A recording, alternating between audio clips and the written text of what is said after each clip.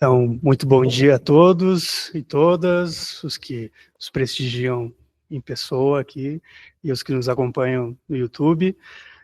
Voltamos hoje para mais um dia de debates, nossos diálogos Direito e Justiça, hoje com o professor Juan Ferreiro Galgueira, professor da Faculdade de Direito da Universidade de Oviedo, professor é doutor em Direito pela Universidade Complutense de Madrid, com uma tese sobre o respeito aos sentimentos religiosos como limite à liberdade de expressão, e foi também subdiretor-geral de promoção e coordenação da liberdade religiosa no Ministério de Justiça espanhol, do governo da Espanha, entre 2006 e 2010. Hoje vai nos agraciar com uma palestra, então, sobre esse tema. E hoje temos também como debatedores na mesa a professora Clarissa Gross, professora da Escola de Direito da Fundação Getúlio Vargas, doutora aqui pela casa, sob orientação do professor Ronaldo Porto Macedo Júnior, com uma tese sobre liberdade de expressão, e mestre em Direito e Desenvolvimento pela FGV. E ainda também o professor Gustavo Angelelli, professor da Universidade Presbiteriana do Mackenzie, doutor e mestre aqui pela Faculdade de Direito, também no Departamento de Filosofia e Teoria Geral do Direito, onde foi orientado pelo professor José Reinaldo e pelo professor Orlando Vilas Boas. Então, muito obrigado pelo comparecimento, obrigado professor Juan, Clarissa, Gustavo, por aceitar o nosso convite. Tens a palavra, professor.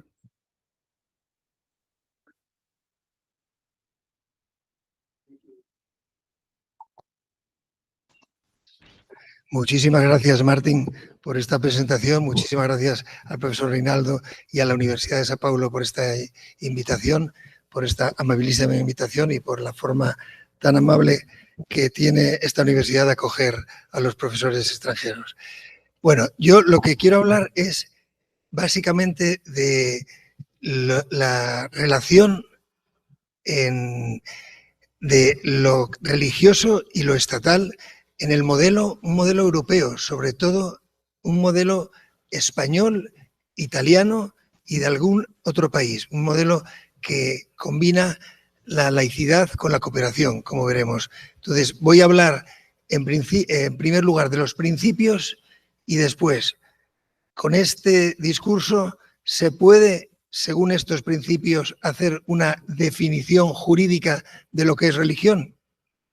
Bueno, aquí la primera diapositiva, veis vosotros que voy a decir a profesores de filosofía, tres conceptos que son cada uno más ambiguo y abstracto. El valor, ideáis lo que he considerado como las ideas que son consideradas como bueno, que pueden orientar comportamientos, la ética, la justicia, la solidaridad, la amistad. El principio ya empieza a concretizarse más porque esos valores poseen un carácter jurídico. En ocasiones los principios vienen enunciados en las normas, en la Constitución, por ejemplo. En ocasiones, por ejemplo, la laicidad del Estado español viene deducidos de lo que dice la norma. En todo caso, los principios tienen carácter o informador, un carácter interpretativo, o a veces en nuestro ordenamiento son fuente de derecho. Si no hay norma, no hay costumbre, el juez puede aplicar los principios generales del derecho. Luego, si concretamos más, la norma ya es un principio expresado en términos muy concretos, con derechos y deberes. Y a través del proceso legislativo, en el que, como ocurre en Brasil y en todos los estados democráticos, la función principal es del Parlamento, aunque el Poder Ejecutivo tiene también una función legislativa, menor, pero a veces, por ejemplo, ahora en España, muy utilizada. Yo creo que todos los principios en este modelo se pueden explicar con una metáfora matemática. Es decir, lo tenéis aquí dibujado también. Imaginémonos que las relaciones entre el Estado, la nación, los municipios y las confesiones se produzcan en esta habitación. Hay dos focos que iluminan todo, que es el principio de libertad, el principio de libertad religiosa y el principio de igualdad.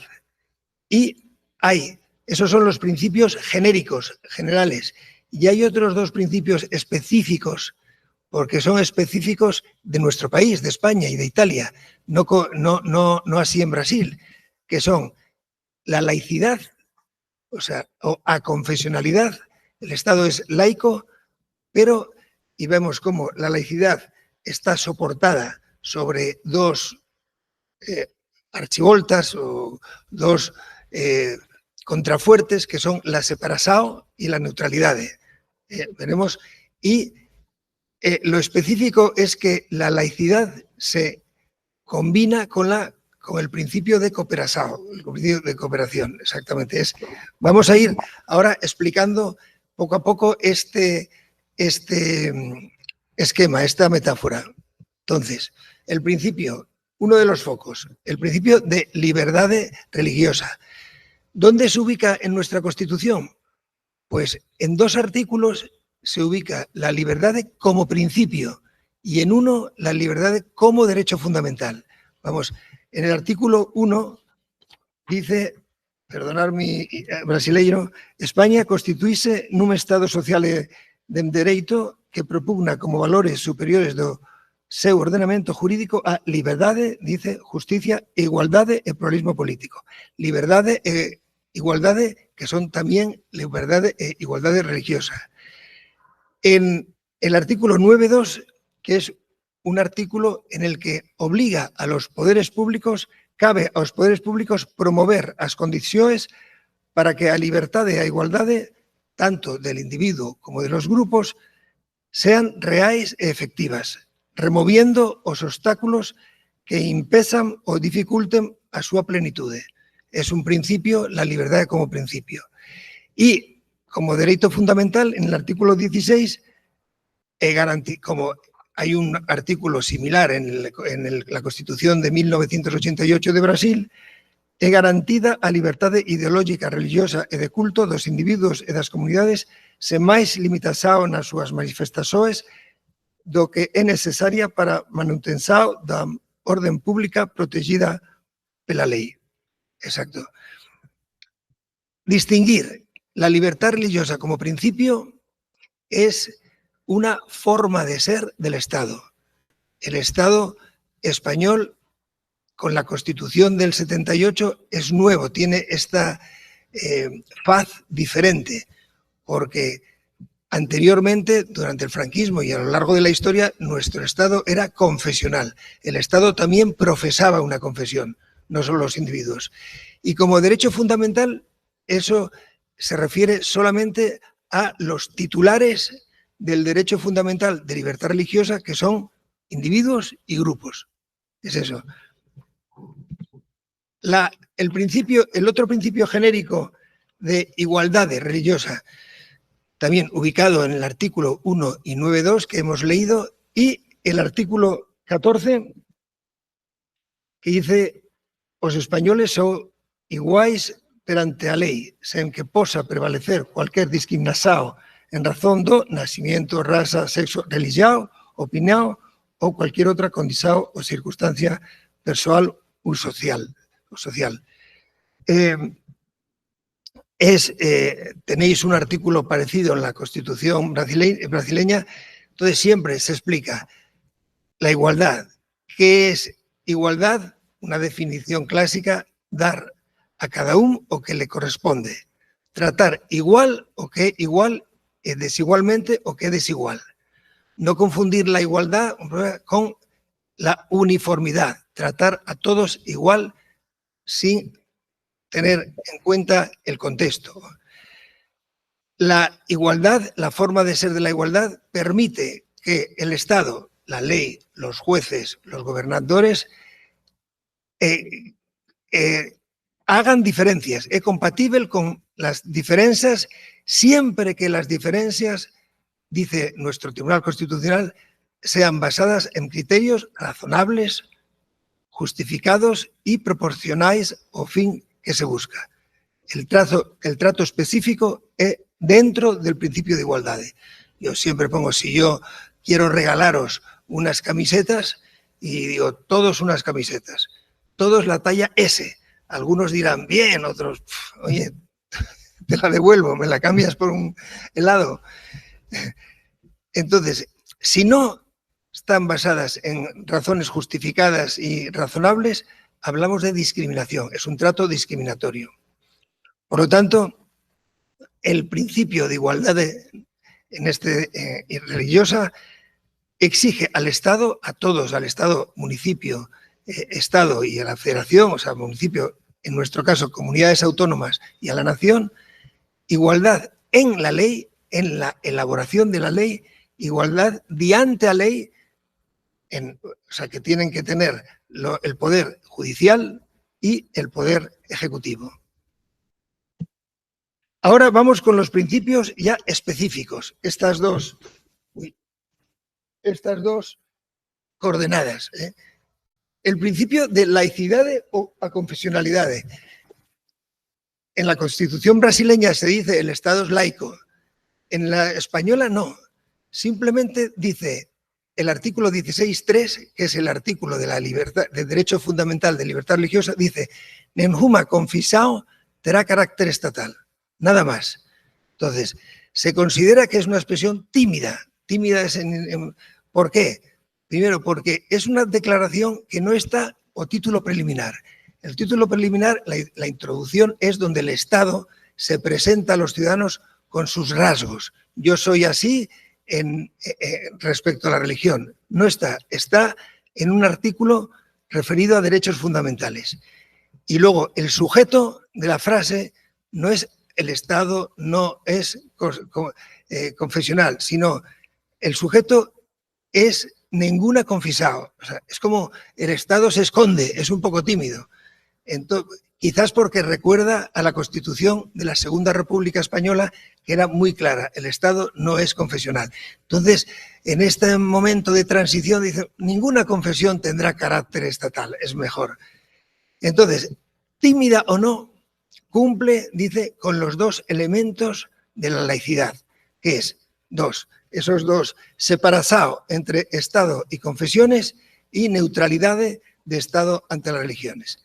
¿Qué es? Eso es como muy sencillo, pero separación entre Estado quiere decir que Estado y confesiones son instituciones independientes e autónomas. Implica o principio de no injerencia en ambas direcciones. El Estado no puede interferir na organización interna das confesiones. El Estado non pode, en España, dir a la Iglesia Católica, en vez de 60 diócesis, 17, como las comunidades autónomas, é mellor. Non pode. O al Islam. No, debe haber unha organización democrática. Non pode. No. El Estado puede asesorar a las confesiones, pero si las confesiones se lo piden, no puede ser paternalista. Y al revés, las confesados no pueden interferir na órbita exclusiva do Estado. Quiere decir, hay dos ejemplos. La Iglesia, el aborto, por ejemplo, no se puede convertir la doctrina de la Iglesia en ley automáticamente. Será ley si se vota en el Parlamento, no porque lo diga la Iglesia. O sea, una confesión no puede pretender que su doctrina se transforme en ley. Y tampoco puede pretender una confesión que los ministros de culto, curas, imanes, sean cargos institucionales. Por ejemplo, en España ya no hay en el Parlamento sitios reservados a los obispos. O sea, había con Franco. Cierto es que en Gran Bretaña, que es un país laico en principio, hay 27 escaños de la Cámara de los Lores reservados a los arzobispos de la Iglesia anglicana. Con lo cual, ahí ese palo de la separación es más débil. O sea, un Estado es más laico en cuanto la separación sea más fuerte.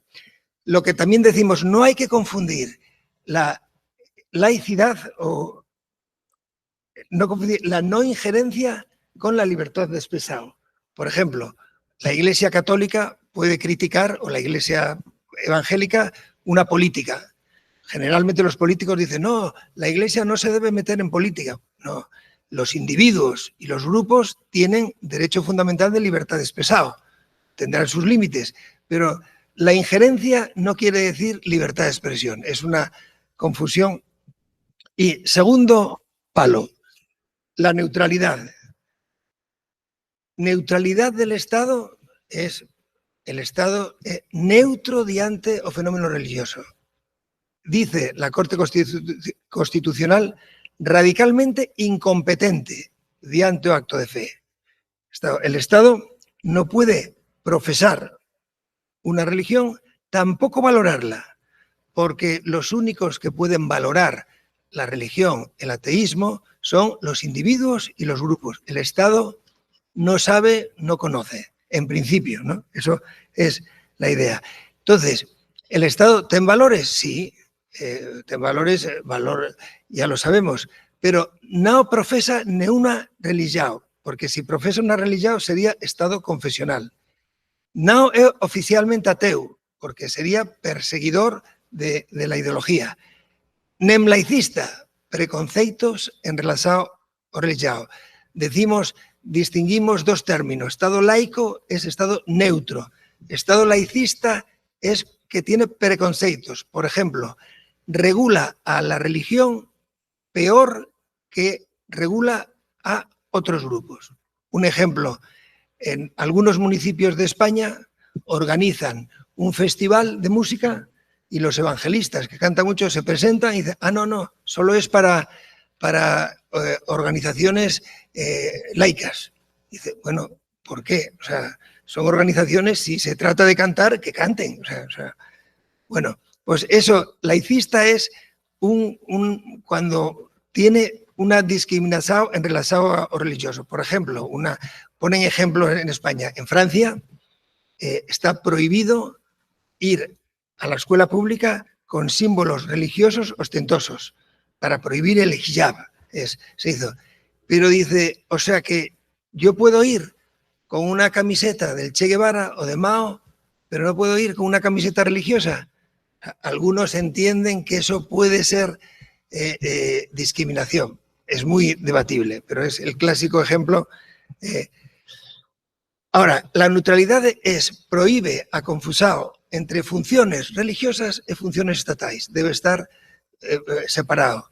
Un alcalde se dice aquí, puede ir a la fiesta popular religiosa siempre que lo haga desde un punto de vista cultural, sí. No puede apoyar una religión u otra. Ahora, este es el modelo de la laicidad. Brasil es un Estado laico. La diferencia en España, un poco producto de la transición, fue el principio de cooperación. O sea, el principio de cooperación dice, después de decir esa frase, ninguna confesao tendrá carácter estatal, dice, o Estado debe tener en conta as creencias religiosas da sociedade española e mantener as consecuentes relaciones de cooperación con Iglesia Católica y demás confesiones. Claro, dice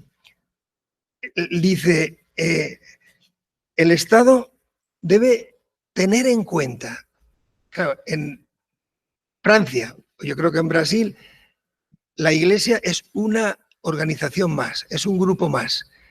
En España, en la Constitución, son grupos diferenciados constitucionalmente, sindicatos, partidos políticos, confesiones, o sea, tiene ese... Ahora, es laico. Tener en cuenta, yo siempre digo que el Estado es mudo en materia religiosa porque no es un teólogo, no puede decir lo que es religioso o no, pero no es ni sordo ni ciego. Es decir, tiene en cuenta, ve lo que otros creen y lo que tendrá que hacer es un acto de fe. Si yo creo, si tú me dices que eres religioso, en principio se admite. O sea, la cooperación solo dice mantendrá relaciones de cooperación. Dice, ¿qué quiere decir esto? Bueno, se puede establecer unas conclusiones. Cooperación quiere decir cooperación entre dos sujetos, reforzar la separación. La cooperación aquí, la cooperación se refiere a religiones, no a otro tipo de cooperación. Dicen una avaliación positiva del fenómeno religioso, no como religión, sino como factor social y como instrumento para la libertad religiosa. No, el Estado no puede valorar la religión mejor que la no religión, ¿no? Y la cooperación combinada con la libertad no ocurre oficiosamente, a pedido de religión, porque hay algunas confesiones evangelistas que no quieren ningún trato con el Estado y tienen derecho. El Constitucional habla de laicidad positiva, es laicidad con cooperación. ¿Cómo se ha concretado la cooperación? Bueno, lo veremos después, básicamente con una cosa que es acuerdos de cooperación con la Iglesia Católica, con la Santa Sede, el primero del 79, 5 días después de entrar en vigor la Constitución, y 13 años después con otras confesados, judíos, musulmanes y protestantes, unos acuerdos de 1992. El acuerdo con la Santa Sede es un tratado internacional más difícil de cambiar, o acuerdo con judeos, musulmanos y protestantes, se negocia y después va al Parlamento y se valida como una ley ordinaria. Se puede cambiar más fácilmente. La mensao a Iglesia Católica. Es curioso porque yo he visto que la Constitución de Brasileira tiene una mensao en el preámbulo a Dios, pero es formal, ¿no? Claro, dice la cooperación con Iglesia Católica y demás confesiones. Hubo un debate, en el debate constituyente, algunos, el Partido Socialista, que estaba en contra. Claro, si mencionas Iglesia Católica es una confesionalidad disimulada.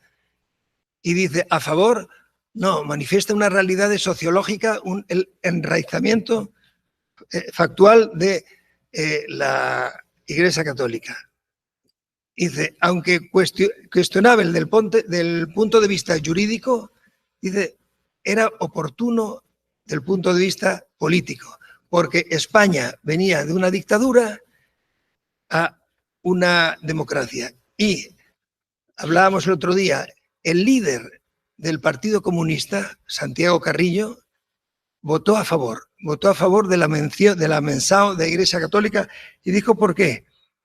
La Iglesia, que había apoyado el levantamiento, el golpe de Estado de Franco, tenemos miedo que apoye a las fuerzas contrarias a la democracia, con lo cual mencionemos la Iglesia Católica como una forma de evitar traumas, evitar que la Iglesia se desmarque hacia... Bueno, esto en cuanto a los principios.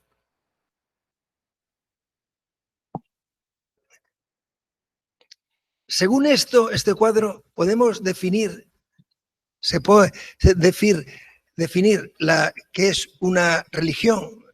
Dice, si vamos a la Constitución, habla de comunidades, otras confesiones, la ley, hubo una ley, vosotros creo que no tenéis una ley de libertad religiosa, hay en los estados algo. En España, una de las primeras leyes fue la Ley Orgánica de Libertad Religiosa del año 80. Y habla de iglesias, comunidades, confesiones, entidades religiosas. El caso es que el Estado, que es mudo, porque no es un teólogo, no puede definir lo que es la religión. Solo puede, y hay un artículo en la Constitución que dice que todos los derechos fundamentales deben ser interpretados de acuerdo a la Declaración Universal de Derechos Humanos. Hay un comité de expertos de un pacto internacional de 1966 sobre derechos civiles que dice, cuando llega al artículo de la libertad religiosa, dice, los términos creencias y religión se interpreten en sentido amplio.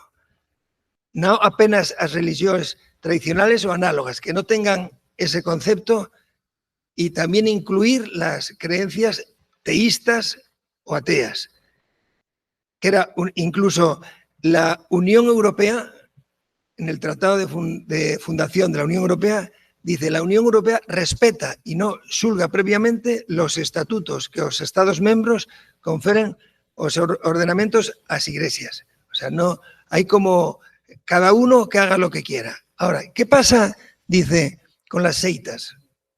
Las seitas, claro, hay una respuesta. Es un término, la RAE es el diccionario español, Real Academia de la Lengua, son doutrinas religiosas que se afasta da ortodoxia, unas que se separan, decimos, de la ortodoxia. Es una religión falsa. Pero claro, non é un término jurídico, porque el Estado non pode decir tú eres verdadeiro, tú no, porque é un pouco canteiro, non sei. Y dice, es un término peyorativo. No puede availar la naturaleza religiosa de un grupo. Puede realizar control de legalidades, sí. El artículo 22 de la Constitución dice, como supongo la vuestra, prohibidas asociaciones que tengan fines o utilicen medios ilícitos. Si una confesión religiosa o un equipo de fútbol persigue fines o utilice medios ilícitos, se prohibirá. Entonces, vamos a ver simplemente, y con esto acabaríamos, el Estado español no define, pero la Ley de Libertad Religiosa introduce unos conceptos, que los he dibujado aquí: registro, notorio enraizamiento y acuerdos, que nos van a permitir, y concluimos con una clasificación de las religiones desde el punto de vista jurídico. En España, vale para Italia, vale.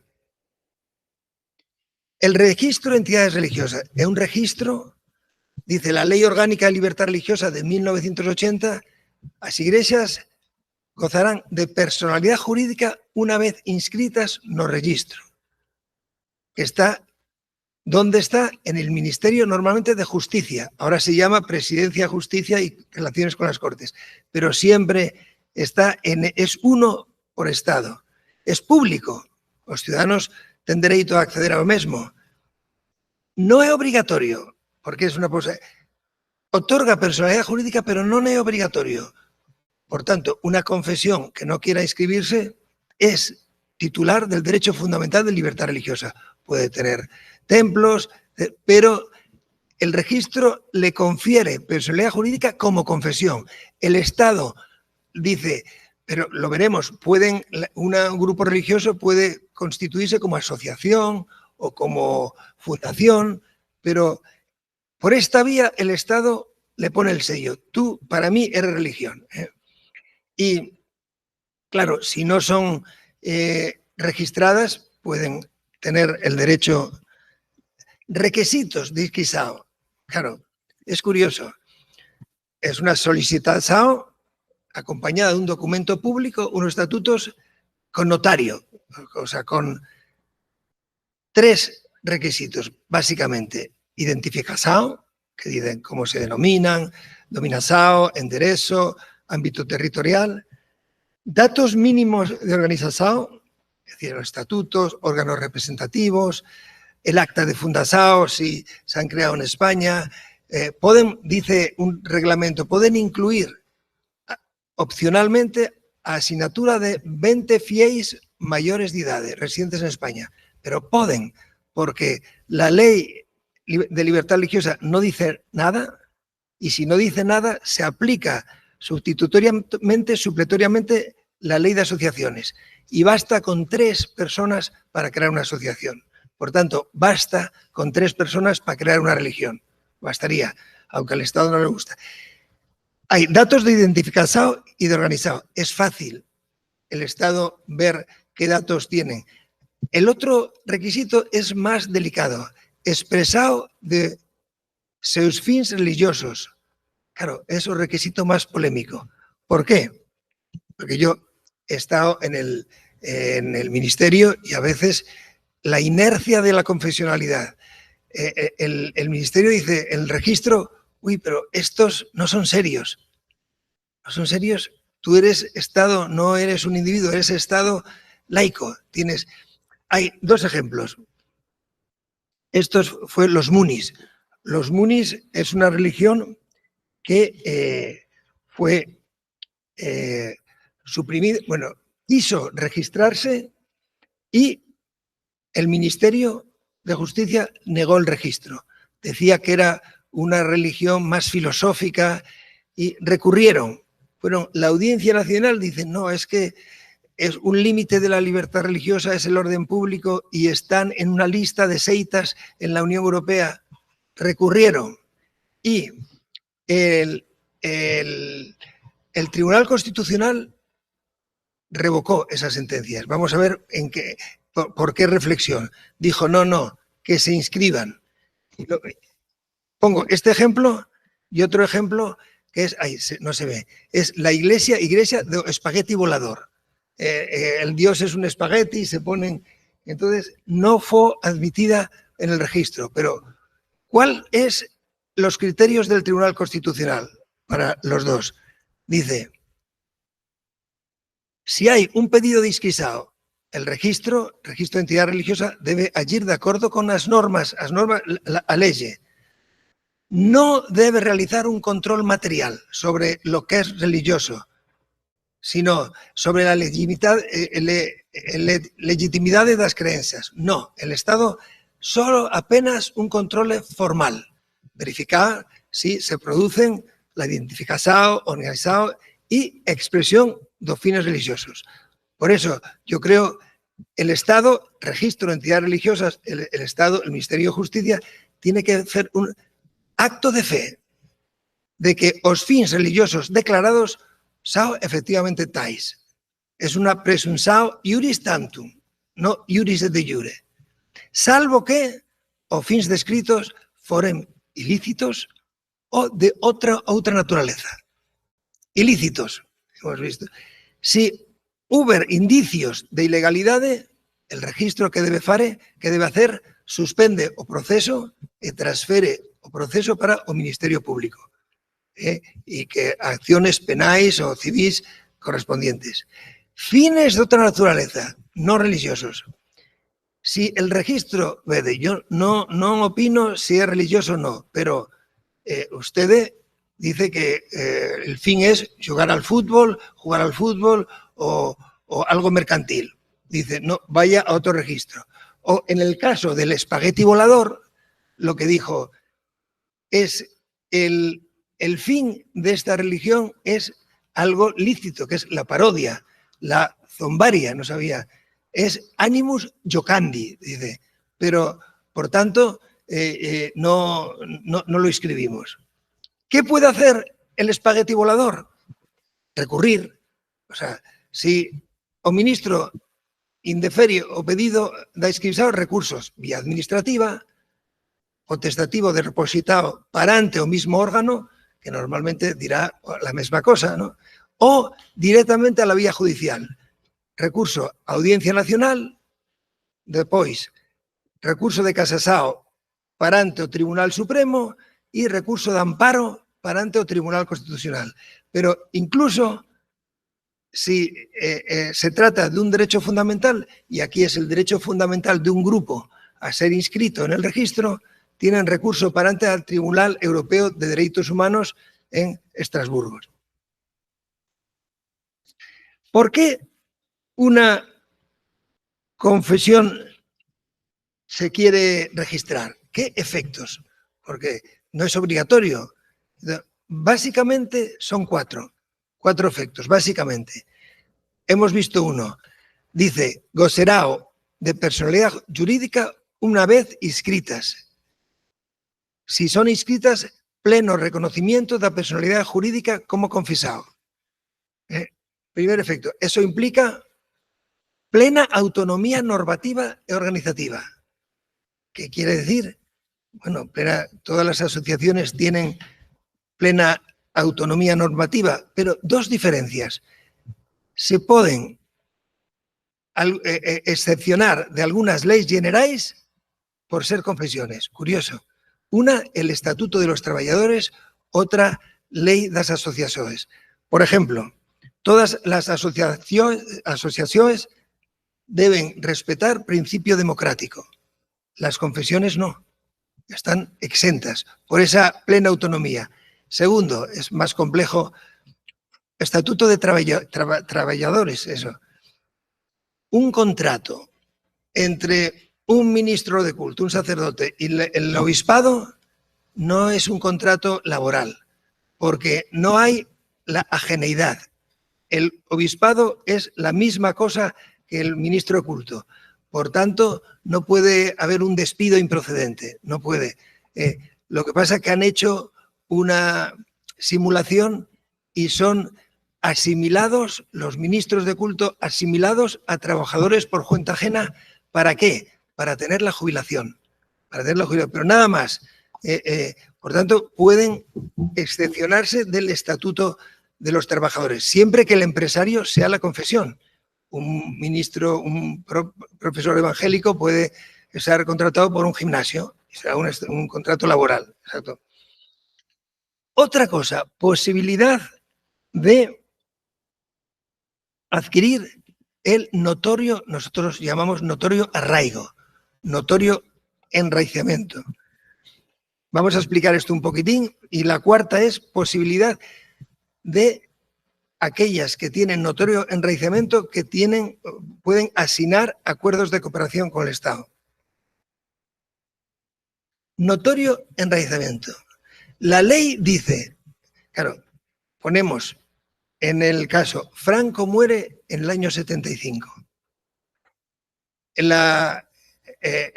20 de noviembre, como mañana, claro, 50 años. El rey de España, fue jefe de Estado. Nombró al mismo ministro, Arias Navarro, ministro de Franco. Pero al año siguiente, en el 76, dimite y nombra a Adolfo Suárez, alguien muy carismático que hizo algo imposible, que logró que el Parlamento franquista hiciera el harakiri, aprobara una ley que acabara con el franquismo. Y entonces, por esa ley hicieron elecciones en el año siguiente, en el 97, unas elecciones constituyentes. La Constitución se aprueba en el año 78 y 5 días después, acuerdos con la Iglesia Católica. Claro, la ley de libertad religiosa del año 80 tenía prisa y las demás solo tienen... entonces, dice una cosa, las demás pueden firmar acuerdos si por su ámbito y número de creyentes tienen notorio arraigo, pero no dice más. No dice más. Entonces, una comisión asesora del Ministerio de Justicia otorgaba notorio arraigo y lo otorgó a judíos, protestantes, musulmanes, y en el año 92 firmaron acuerdos. Pero lo curioso es que hay otras, vamos a ver, hay otras religiones que consiguieron notorio arraigo, que fueron testigos mormones, testimonios de Jehová, budistas, ortodoxos y los Bahá'í. Pero los 4 primeros, con este procedimiento, una comisión asesora lo firmó. En el año 2015, un Real Decreto 2015 dijo qué requisitos para conseguir el notorio arraigo tiene que haber algo objetivo. Entonces, exigen estar inscritos en el registro al menos 30 años o 15 si pueden demostrar que fuera de España existen por lo menos 60 años antes. Un ámbito espacial, es decir, que esas tengan presencia en 10 comunidades autónomas, 10 estados, el equivalente, 10 o 8, y las ciudades de Ceuta y Melilla, que no son comunidades autónomas, son ciudades. Por lo menos 100 inscripciones de lo que sea, de templos de culto, y estar representativamente adecuadas. Pero curiosamente solo se aplicó este criterio para los bajáis. Todas las demás habían conseguido el notorio arraigo antes, entonces ya lo tenían. Entonces, lo que os decía, 5 días después de promulgarse la Constitución, se asignaron 4 acuerdos de cooperación con la Iglesia Católica. Era la sustitución del concordato con Franco. Eran acuerdos porque, dice, ¿por qué no un concordato? Un concordato es una pieza única. Los acuerdos son 4 piezas. Si se quiere cambiar uno, es más fácil. Había prisa, exactamente, y la ley dice que se pueden hacer acuerdos con otras confesiones siempre que consigan este sello de notorio enraizamiento. 13 años pasaron y en 1992 se firman 3 acuerdos muy parecidos con judíos, musulmanes y protestantes, las leyes, unas leyes 24, 25 y 26 del 92. Ahora, hoy día, por tanto, podemos decir, y con esto acabo, que la clasificación de confesiones del punto de vista jurídico es una, no inscritas, no quieren inscribirse, son titulares, pueden ser asociaciones o fundaciones. Segundo, confesiones inscritas, ya hemos visto, tienen plena personalidad jurídica, algunos efectos. Tercero, confesiones registradas con notorio arraigo, tienen como efecto, el único efecto, que los matrimonios, he visto que en la Constitución brasileña dice que se admite efectos civiles a matrimonios religiosos. En España, solo los matrimonios de las confesiones con notorio arraigo. O sea, claro, las confesiones con acuerdo tienen notorio arraigo. Esto es ascendente. No inscritas, registradas y con notorio arraigo, registradas con notorio arraigo y con acuerdo. Entonces, con acuerdo solo están la Iglesia Católica, un acuerdo, un tratado internacional con Santa Sede, y los acuerdos del 92 con judíos. FEREDE es Federación de Entidades Religiosas Evangélicas de España, evangélicos, Comisión Islámica de España, Islam, y Federación de Comunidades Judías de España, que hay muy pocos, pero por razones históricas le dieron el notorio arraigo. Y por tanto, y lo curioso es que hay confesiones con acuerdo, confesiones con notorio arraigo. Hay 5 que tienen notorio arraigo y que no han firmado acuerdo. Y no se presume que van a firmar, porque el Estado no quiere más acuerdos. Yo creo que irá en el futuro a una ley general para todas. Pero esto, entonces, con notorio arraigo están mormones, hay muy pocos en España, testigos de Jehová, hay muchos, ortodoxos y budistas hay muy poco, bajáis, caben en un taxi, no sé cómo lo consiguieron, pero pueden celebrar matrimonios. ¿Qué beneficios tienen los acuerdos? Bueno, la Iglesia Católica, por ejemplo, tiene el beneficio, porque está en el acuerdo con la Iglesia Católica, de que los contribuyentes en el impuesto de la renta de las personas físicas pueden poner una cruz y destinar que parte de lo que tienen que pagar al Estado vaya a la Iglesia Católica. No pagan más por poner una cruz. En Alemania sí. En Alemania los que ponen una cruz pagan un poco más y el Estado se lo distribuye. Pero en España no. Tienen otra clase de religión en la escuela pública, con carácter voluntario, claro. Tienen exenciones fiscales. El impuesto de bienes inmuebles yo creo que aquí no lo pagan, pero solo las confesiones con acuerdo. Las confesiones con notorio arraigo pagan el impuesto. Y otros, como por supuesto, tienen los matrimonios de las confesiones con acuerdo, tienen efectos civiles. Un efecto más es que la Iglesia Católica, la nulidad católica puede tener efectos civiles. La nulidad, un divorcio judío, no, si quieres, o sea, no tiene efectos judiciales, pero el divorcio católico no existe, pero la nulidad sí, o sea, y la nulidad, curiosamente, porque lo dice el Estado, puede, mediante un procedimiento civil, si el Estado considera que la causa de nulidad no es contraria a derecho, puede admitir esa nulidad, o sea, como que nunca hubo matrimonio. Bueno, paro de hablar, si queréis alguna pregunta o cedo la palabra al moderador.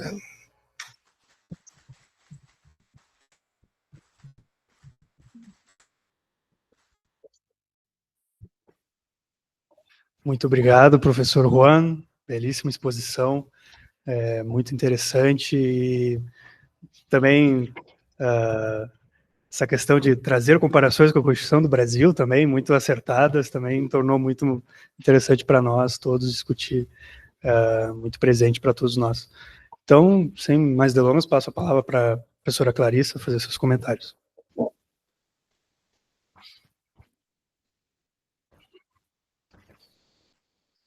Professor Juan, muitíssimo obrigada pela excelente palestra.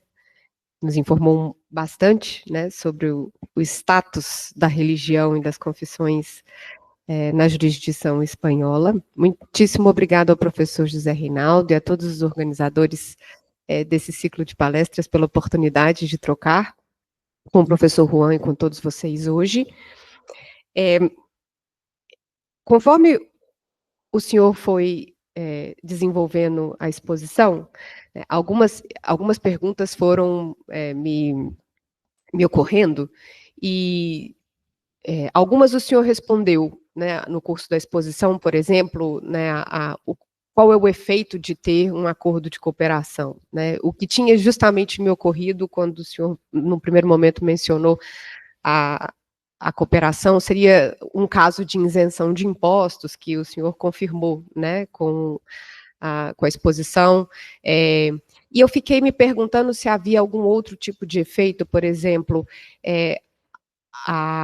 algum tipo de política de distribuição de recursos pelo Estado, ou seja, se a cooperação significaria também algum apoio positivo do Estado para o funcionamento destas entidades. E me ocorreu também perguntar sobre o sentido da laicidade, né, junto com esse princípio da cooperação, né, que de fato aqui no Brasil me parece que a gente, né, não tem, o efeito disso para alguns outros problemas que são também discutidos no cenário brasileiro, mas também em outras jurisdições, a respeito da relação do Estado com a religião. O primeiro deles seria sobre a existência ou não, né, de uma política de ensino religioso no sistema público de educação. Como que o Estado na Espanha enxerga o papel do ensino religioso, porque que existe a possibilidade de que as comunidades constituam as suas escolas confessionais, me parece uma questão tranquila, né, em estados que protegem a liberdade religiosa.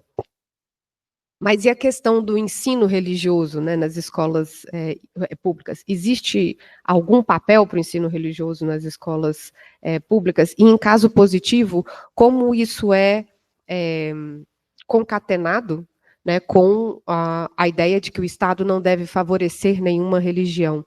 E qual é, portanto, a concepção que se tem da finalidade, né, desse ensino religioso na escola pública? Ou seja, como que o Estado enxerga o valor, né, desse ensino religioso? Para que, né, haver um ensino religioso se o Estado, a princípio, não pode professar nenhuma religião específica? Uma outra questão que me ocorreu diz respeito à existência, como é dado o tratamento, né, de símbolos religiosos em espaços públicos. Então, a gente já teve algumas controvérsias no Brasil discutindo sobre a pertinência ou não, a licitude ou não, a constitucionalidade ou não, de mantermos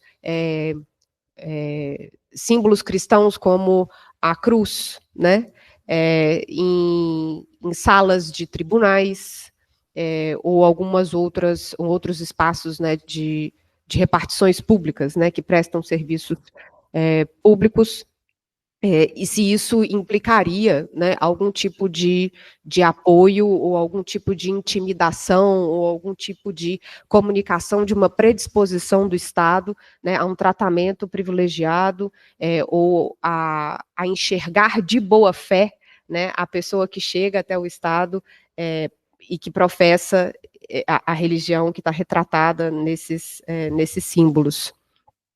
Essa também seria uma provocação, né, uma pergunta, uma dúvida.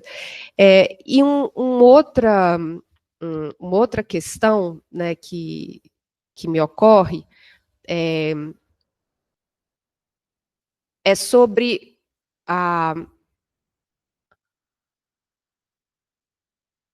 o papel da religião, ou se existe ou não um limite para o papel da religião no discurso público das autoridades públicas. Então, a gente teve um caso recente, né, no Brasil, em que um ex-presidente, discutindo, né, sobre a nomeação de um próximo ministro para o Supremo Tribunal Federal, que é o Tribunal Constitucional no Brasil, alardeou publicamente que ele procuraria a indicação de um juiz, né, nas palavras utilizadas, terrivelmente evangélico. O que ele quis dizer é que seria, né, um ministro muito evangélico, alguém muito comprometido com a religião evangélica, uma vez que esse grupo, né,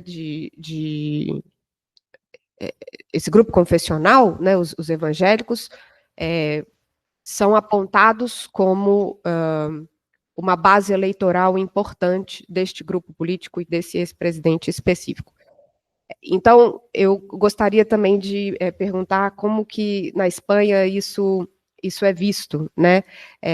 Se existiria algum limite, né, para a maneira como as autoridades públicas podem expor os seus posicionamentos na fundamentação das suas escolhas políticas ou das suas escolhas regulatórias. Eu estou dando este exemplo específico, mas a gente poderia mencionar alguma autoridade pública na área da saúde, né? Por exemplo, um ministro da saúde ou um secretário responsável por alguma política específica na área de saúde, num Ministério de Saúde, né, que alardeia publicamente a sua intenção de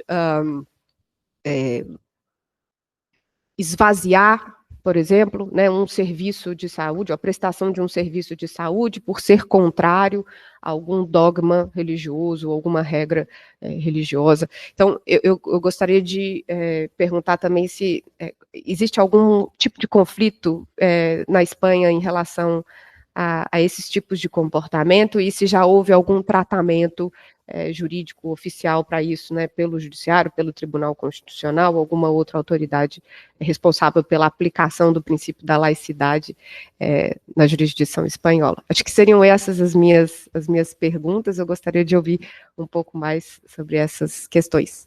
Muito obrigada.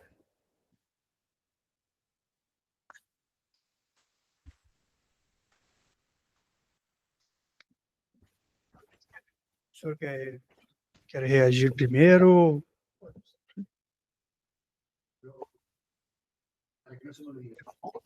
Porque si no, diventico, olvidar, ¿cómo se dice?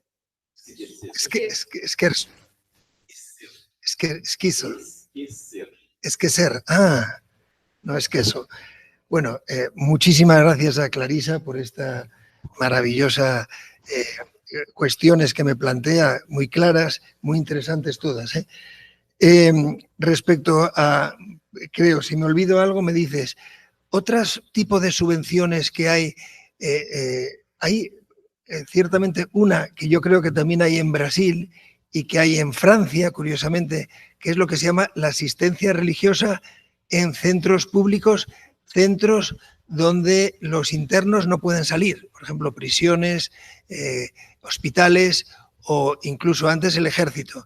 Pero claro, hay y pagado por el Estado, pero como en Francia, en la propia ley francesa de 1905 que proclama l'État ne reconnaît, ne finance aucun culte, dice acto seguido que sí que protege o financiará a los capellanes en cárceles. ¿Por qué? Porque no está protegiendo la religión, no está financiando la religión, sino la libertad religiosa de los centros. Sí, enseñanza, insignio público. En el insignio público es cierto que las confesiones con acuerdo, porque lo dice, esas confesiones pueden tener religión en la escuela pública, clases de religión en la escuela pública. Dices, esto es en contra de la laicidad. Claro, pero ¿por qué lo tienen? Por el acuerdo, por la cooperación. El principio de cooperación se manifiesta en España con los acuerdos de cooperación. Entonces, en los acuerdos de cooperación dicen que solamente las religiones con acuerdos pueden tener clase de religión voluntaria siempre en la escuela pública. Es un problema en España que ha habido, ¿cómo lo regulas? Y los que no van a religión, al patio a jugar, pero entonces discriminan a los religiosos. Ha habido muchos problemas, pero lo tienen tanto los católicos, sobre todo, los protestantes han regulado también, los musulmanes hay muy pocos, pero tienen ese derecho, ellos no lo saben. Y los judíos han dicho, no, tenemos el derecho, pero no lo queremos. ¿Por qué? Yo creo que hay dos razones, son muy pocos, y segundo, ellos, esa idea de mostrar su religión, declarar su religión, con todo lo que ha pasado en la Shoah, con Hitler, pues no quieren escribirse en ninguna lista, ¿no? Pero sí, es porque se explica en España si es contrario a la laicidad, porque es una de las formas de modular la laicidad a través de los acuerdos, solo a través de los acuerdos. Y curiosamente, en la regulación de los acuerdos, los profesores de religión católicas los paga el Estado. Los profesores de religión musulmana, judía no, que no hay protestantes, si tienen más de 10 alumnos, los paga el Estado. Si no, lo pagan ellos. Los símbolos, sí, efectivamente, símbolos es el problema. En España no se ha regulado los símbolos. ¿Puede una niña llevar hijab en la universidad?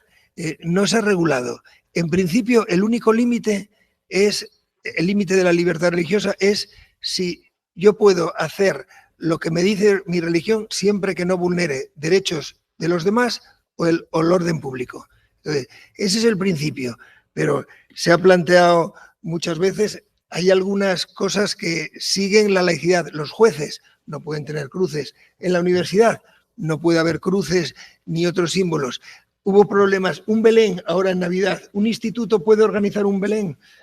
O sea, siempre hay polémicas, pero no hay una ley.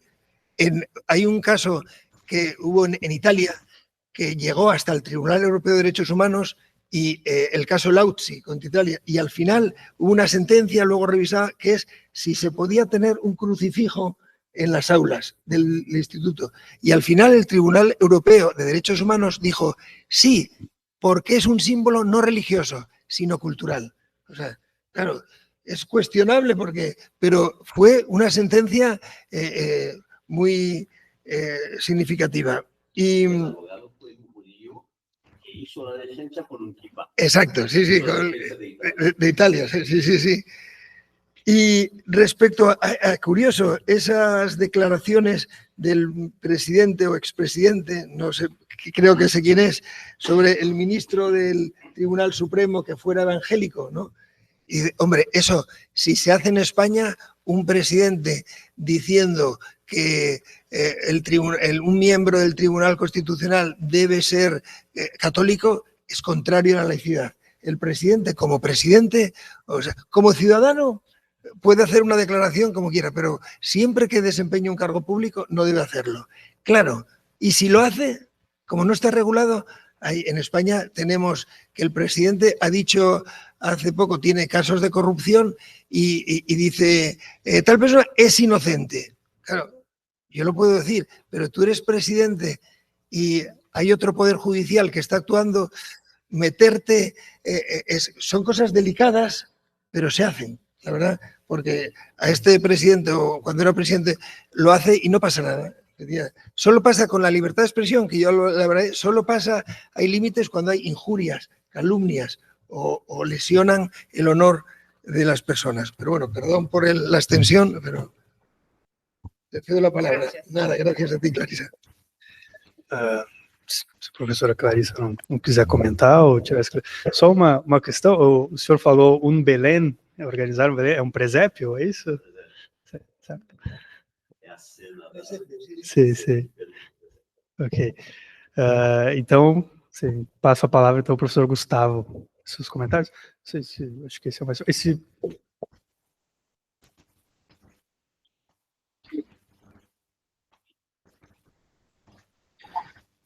Bom dia a todas e todos. Queria primeiramente agradecer, por óbvio, ao professor Juan pela exposição extremamente interessante. Uma sistematização de um tema ao qual nós não temos um acesso tão simples, tão fácil, super clara e nos ajuda a pensar nossa realidade aqui no Brasil, para além de pensar na sociedade atual como um todo. Agradecer ao professor José Reinaldo e aos organizadores pelo convite. Professora Clarissa, é uma alegria estar aqui com você também. E, professor, eu fiz muitas anotações ao longo da sua exposição e eu me perdi nelas. Então, eu tentarei fazer uma fala tão compreensível quanto possível, e vou tentar não me perder nas ideias. Em primeiro lugar, queria ressaltar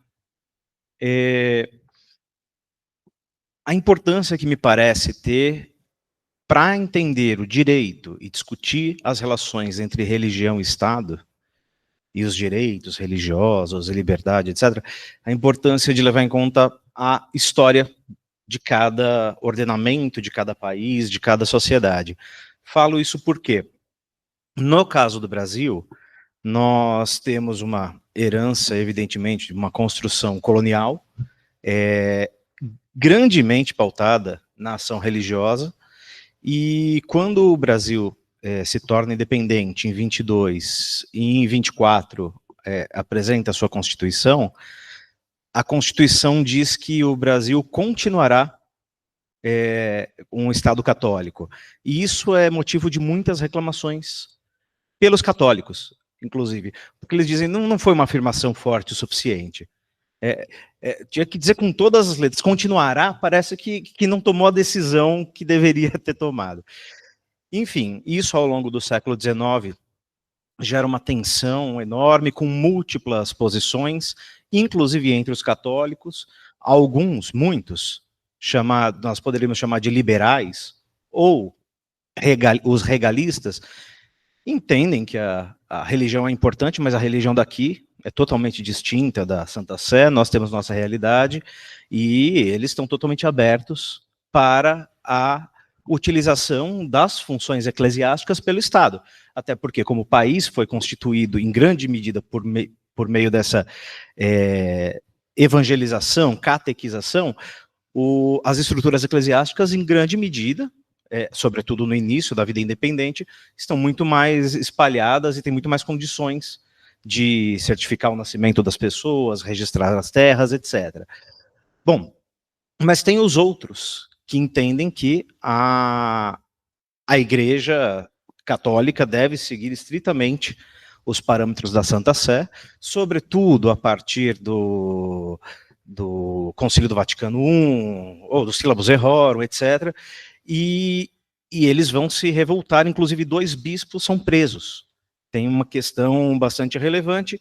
Estou dizendo tudo isso só para dizer que, ao final do Império, quando vai entrar a República, existe uma tensão grande entre Estado e Igreja. Por exemplo, o primeiro-ministro, digamos, o presidente do Conselho de Ministros, o Rio Branco, ele tinha que jurar a religião católica, só que ele era grão-mestre da maçonaria, o que gerava uma série de tensões e questionamentos. Bom, digo tudo isso porque, com a entrada na República, os próprios ultramontanos, os próprios católicos radicais, aparentemente já começam a preferir. A própria Santa Sé está preocupada com os seus próprios problemas, parece que eles não começam a preferir que não haja exatamente essa relação entre Estado e Igreja. Então, entender a história do Brasil é particularmente interessante, importante, porque Acontece que nós temos uma separação entre Estado e Igreja relativamente precoce com relação a outras sociedades. Isso não faz com que o catolicismo vá perder força necessariamente, pelo contrário, ele vai buscar essa força pelos meios sociais, econômicos, políticos, e não necessariamente com um privilégio jurídico reconhecido. Mas me parece que desde então, nós temos uma espécie de uma tradição de a religião fica fora do Estado. Desde a Constituição de 91, a fórmula é a mesma. O Estado não irá estabelecer, subvencionar, nem atrapalhar as igrejas. E a religião, por meio de um poder não formalmente jurídico, vai se estabelecendo e apresentando as suas pretensões em sociedade. Isso, com o catolicismo particularmente, mas nas últimas décadas nós percebemos que outras confissões vêm ganhando cada vez mais força e até roubando, em grande medida, o espaço, esse certo predomínio social que o catolicismo por bastante tempo teve. Então, essa tradição também me parece que trouxe uma expectativa de um grupo relevante da sociedade, profissionais, funcionários, intelectuais, etc., de uma necessidade de proteção do Estado contra intervenções de igrejas particulares. E acho que há algo a se lutar, inclusive, em nome da liberdade e dos direitos de confissões outras, que não as preponderantes. Ocorre que, nas últimas décadas, nós temos visto que as religiões cada vez mais têm conseguido implementar pautas e desfeito essa expectativa de uma separação mais nítida entre a Igreja e o Estado. A pergunta que eu teria para fazer a partir disso é: se a nossa opção não foi pela cooperação, foi por uma separação mais clara, rígida, e, na verdade, até mesmo um tanto quanto envergonhada do assunto, me parece. É um tema não ser tratado, até para proteger e manter essa separação. Não há a cooperação que há em Espanha. Será que o sistema cooperativo da Espanha tem maior capacidade de proteger o Estado de invasões para um controle mais ativo do Estado do que essa nossa tentativa de manter silencioso e não tocado o assunto, enquanto, subrepticiamente, enquanto clandestinamente, ou às vezes muito explicitamente, pautas religiosas vão trazendo pretensões morais parciais, que afetam o direito. E aí eu penso, mas pensando no sistema de cooperação, eu fiquei pensando, bom, então precisa haver o registro, o notório enraizamento, isso. Mas, por exemplo, eu não me lembro do senhor ter dito, posso ter perdido isso, mas e outros grupos que se reconhecem como não religiosos, como os ateus, eles têm alguma forma de fazer um registro, um notório enraizamento como não religiosos, para colocar suas pautas também? E também fiquei pensando com relação a essa questão do notório enraizamento, que há um critério cronológico, inclusive. Então, isso protege religiões tradicionalmente mais fortes. E as religiões que eventualmente existem há bastante tempo, inclusive, mas não têm alguma forma de apresentar as mesmas reivindicações que as religiões mais tradicionais. E aí a analogia que eu vou fazer, acredito que não caiba, mas eu vou fazê-la de qualquer forma. No Brasil, o Supremo foi levado ao Supremo a questão das terras indígenas, dos direitos dos indígenas sobre as terras que eles tradicionalmente ocupam. E a grande discussão girou em torno de uma tese chamada de marco temporal, que colocava, que atribuía aos indígenas o direito às terras, se eles as ocupassem quando da Constituição em 88. E aí a pergunta é, e os grupos que foram deslocados, que foram violentados, que não tiveram suas terras reconhecidas, durante todo o período da ditadura, inclusive, eles não estavam lá. E aí, eles não terão seus direitos reconhecidos? Pergunto isso porque me parece que dá para fazer uma analogia com relação a um marco temporal. Então, precisa haver um notório enraizamento. Certo, mas quanto que esse critério não é um critério que privilegia as religiões que já têm os privilégios históricos, que já têm um reconhecimento mais claro, um reconhecimento mais consolidado, em detrimento de minorias. E aí eu incluo, inclusive, uma pergunta que o senhor nem precisa responder, mas é minha curiosidade pessoal. Quanto que ainda hoje no discurso público, e particularmente no discurso jurídico, religião, quando se fala em religião, pressupõe-se, apesar de toda essa exposição, pressupõe-se cristianismo ou catolicismo. O conceito de religião é um conceito marcado historicamente por uma configuração como o que não é religião, as falsas religiões aceitas são as não cristãs. Quanto que ainda hoje, pela sua experiência, pelo seu trabalho, sua leitura, quanto que ainda hoje o cristianismo, ou particularmente o catolicismo, talvez, dominem a semântica da ideia de religião. Deixa eu ver se tem mais. Eu sei que tem muitas anotações. E acho que, enfim, só para aumentar o diálogo, eu não vou me estender aqui. Mais uma dúvida. Aqui no Brasil, desde o século XIX, mas hoje, novamente, a gente tem visto, de uma forma bem esquemática, a distinção entre dois modelos. É o modelo francês e o modelo dos Estados Unidos, de laicidade. No século XIX, já se percebe isso em grande medida, as pessoas próximas às religiões defendendo o modelo estadunidense contra o modelo francês. Quanto que esse esquema teórico, conceitual, que divide em dois modelos, um francês e os Estados Unidos, é presente na Espanha? Enfim, e por fim, e o senhor evidentemente fique à vontade para responder o que entender adequado, mas só para aproveitar a fala da professora Clarissa também, Clarice, com relação a assistência religiosa, que o senhor também trouxe. Recentemente houve uma notícia de que a Polícia Rodoviária Federal havia instituído assistência religiosa. E o Ministério Público brasileiro determinou que não poderia haver. Polícia Rodoviária Federal é a polícia que, enfim, que exerce as funções nas estradas. Não é um ambiente fechado, não é a mesma coisa que o Exército, que os presídios, mas, por outro lado, é um ambiente que tem um certo afastamento. Fico me perguntando quanto que o critério permite que a gente avalie uma situação como essa.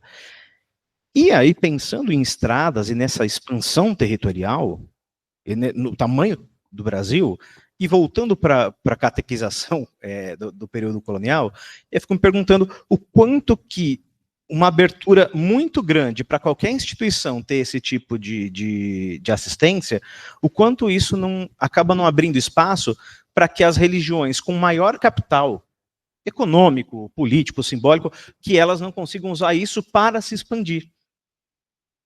E eu não estou preocupado exatamente com a questão de proselitismo ou de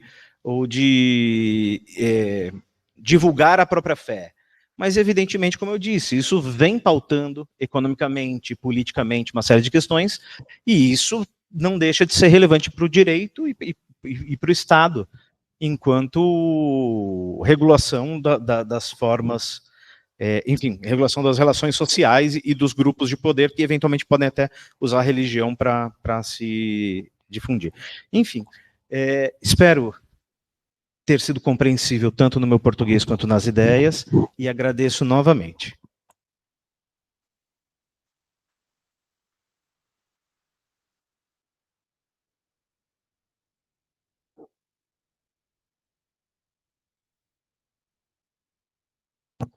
Por favor, professor Juan, a sua reação.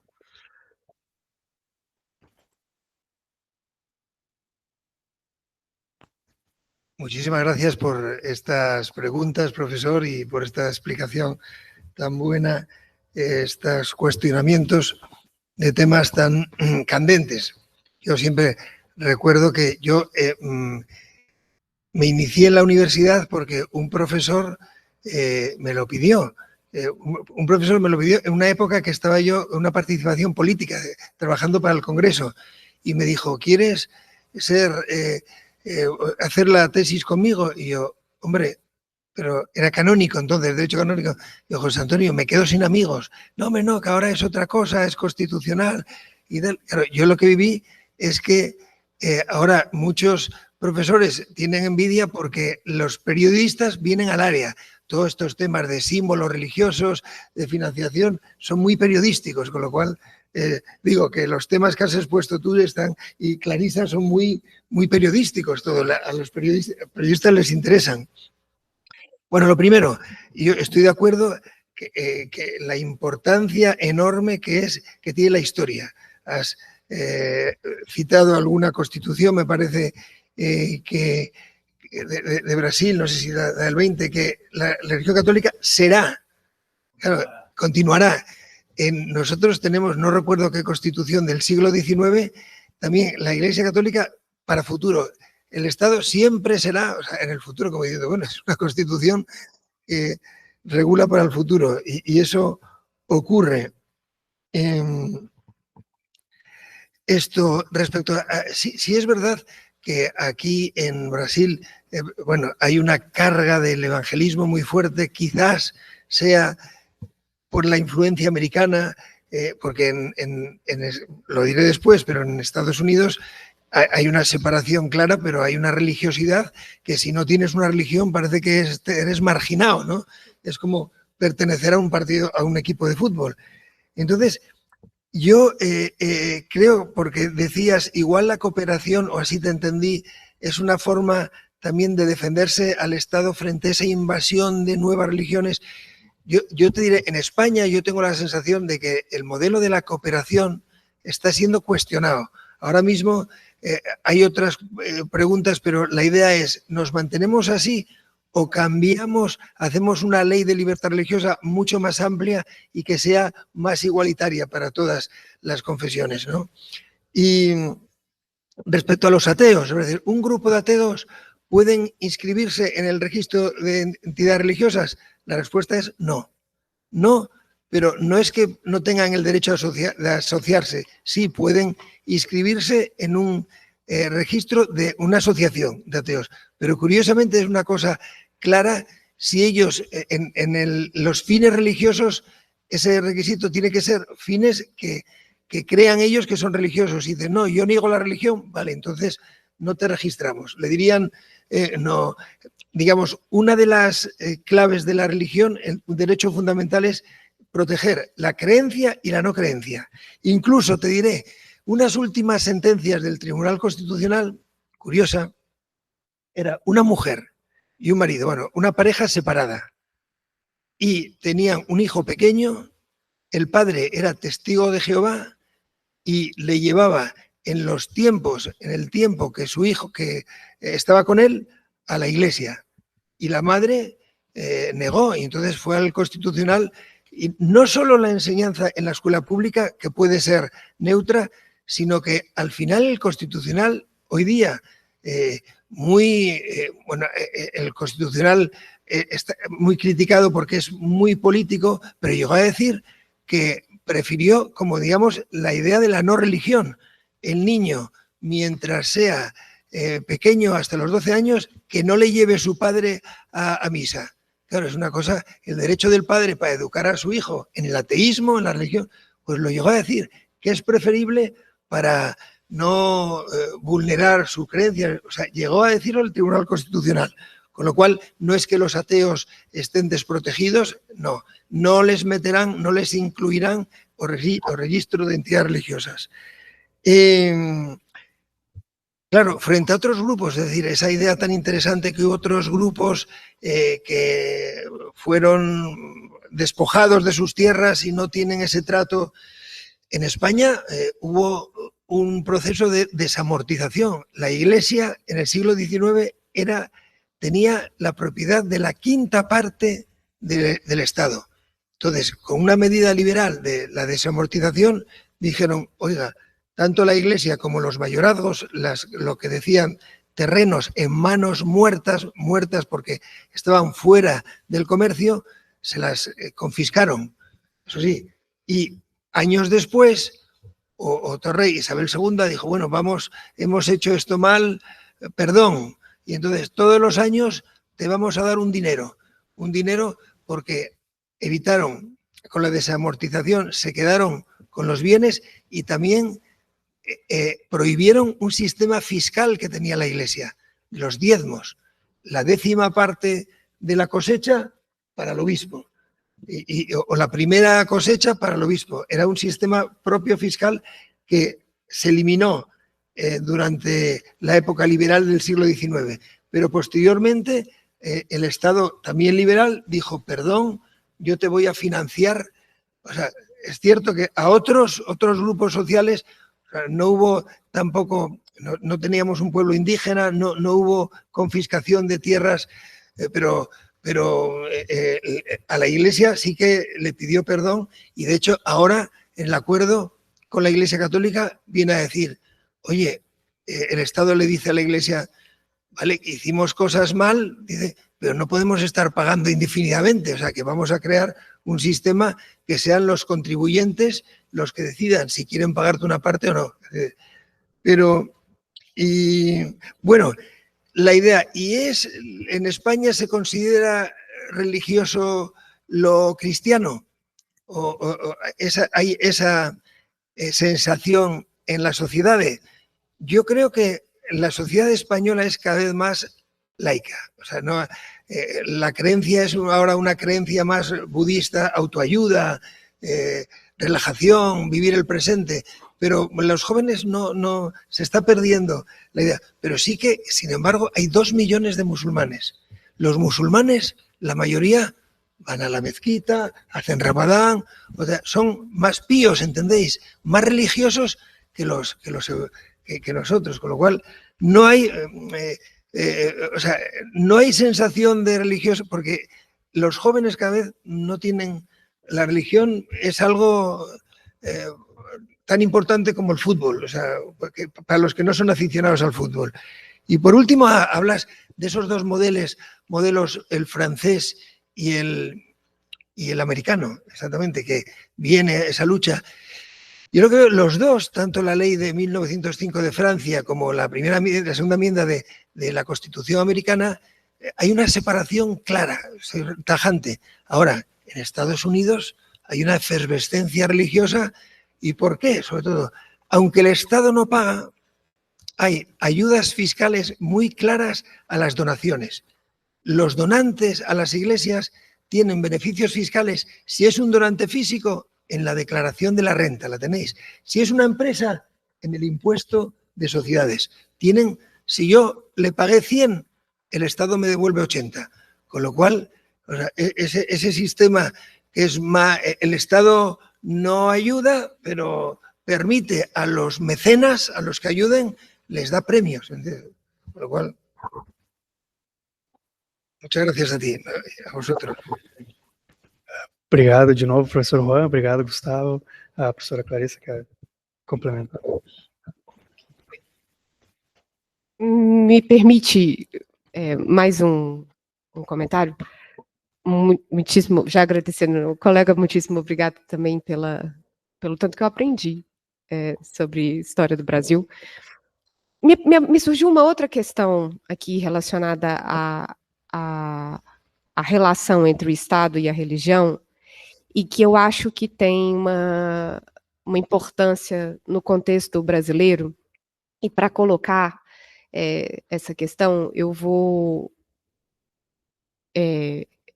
mencionar uma notícia que foi divulgada recentemente no Brasil, de um pai de uma aluna de ensino básico, e que a princípio, se não me engano, é também policial. E ele fez uma reclamação, se eu não me engano, junto ao Ministério Público, mas eu posso estar enganada, mas ele, acho que recorreu a um órgão oficial no Brasil a respeito de uma atividade escolar que tinha sido proposta para discussão do legado cultural da população negra, né, da cultura negra, e nessa atividade foram discutidas algumas características de religiões de matriz africana, e aí a menina, né, os alunos, e essa aluna específica, fizeram um desenho de um orixá, né, que é uma entidade religiosa de algumas religiões de matriz africana, o candomblé, a umbanda, né, no Brasil, e esse pai foi reclamar, né, para os mecanismos institucionais a respeito dessa atividade, a partir do pressuposto de que não seria função, né, da escola propor, né, ou apresentar essa religião, né, para os alunos, e como se isso significasse algum tipo de doutrinação religiosa. No Brasil, recentemente, a gente teve um debate que de tempos em tempos se torna mais intenso, mas que nunca se arrefece completamente, em torno de uma demanda de certos grupos políticos pela não apresentação pelo ensino, né, pelo sistema de ensino, inclusive público, de certas práticas, certas ideias e certos problemas, né, relacionados à discriminação contra alguns grupos marcados por algum traço identitário no Brasil. A gente tem um problema cultural importante no Brasil de discriminação contra, né, certos grupos. A população negra, né, sofre, historicamente, os grupos que a gente, né, se refere à população LGBTQIA+, né, as pessoas que se caracterizam por algum traço de diversidade de gênero ou de orientação sexual, também são alvo, né, de muita discriminação no Brasil. E, então, existe uma demanda, né, por esses grupos politicamente articulados, né, de que o Estado, ele positivamente incida para desmantelar a cultura da discriminação. E uma dessas vias seria justamente por políticas culturais, né? E no sistema de ensino, então a elaboração de material didático, a oferta de aulas de apresentação, né? E de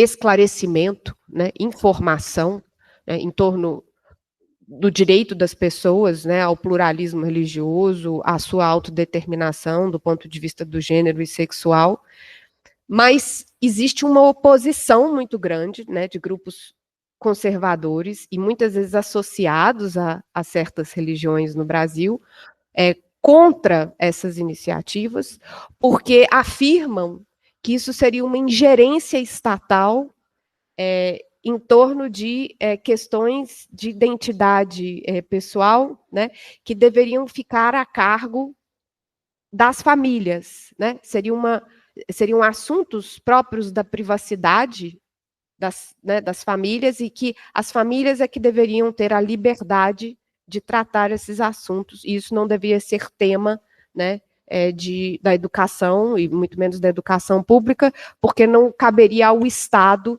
se miscuir neste tipo de problema.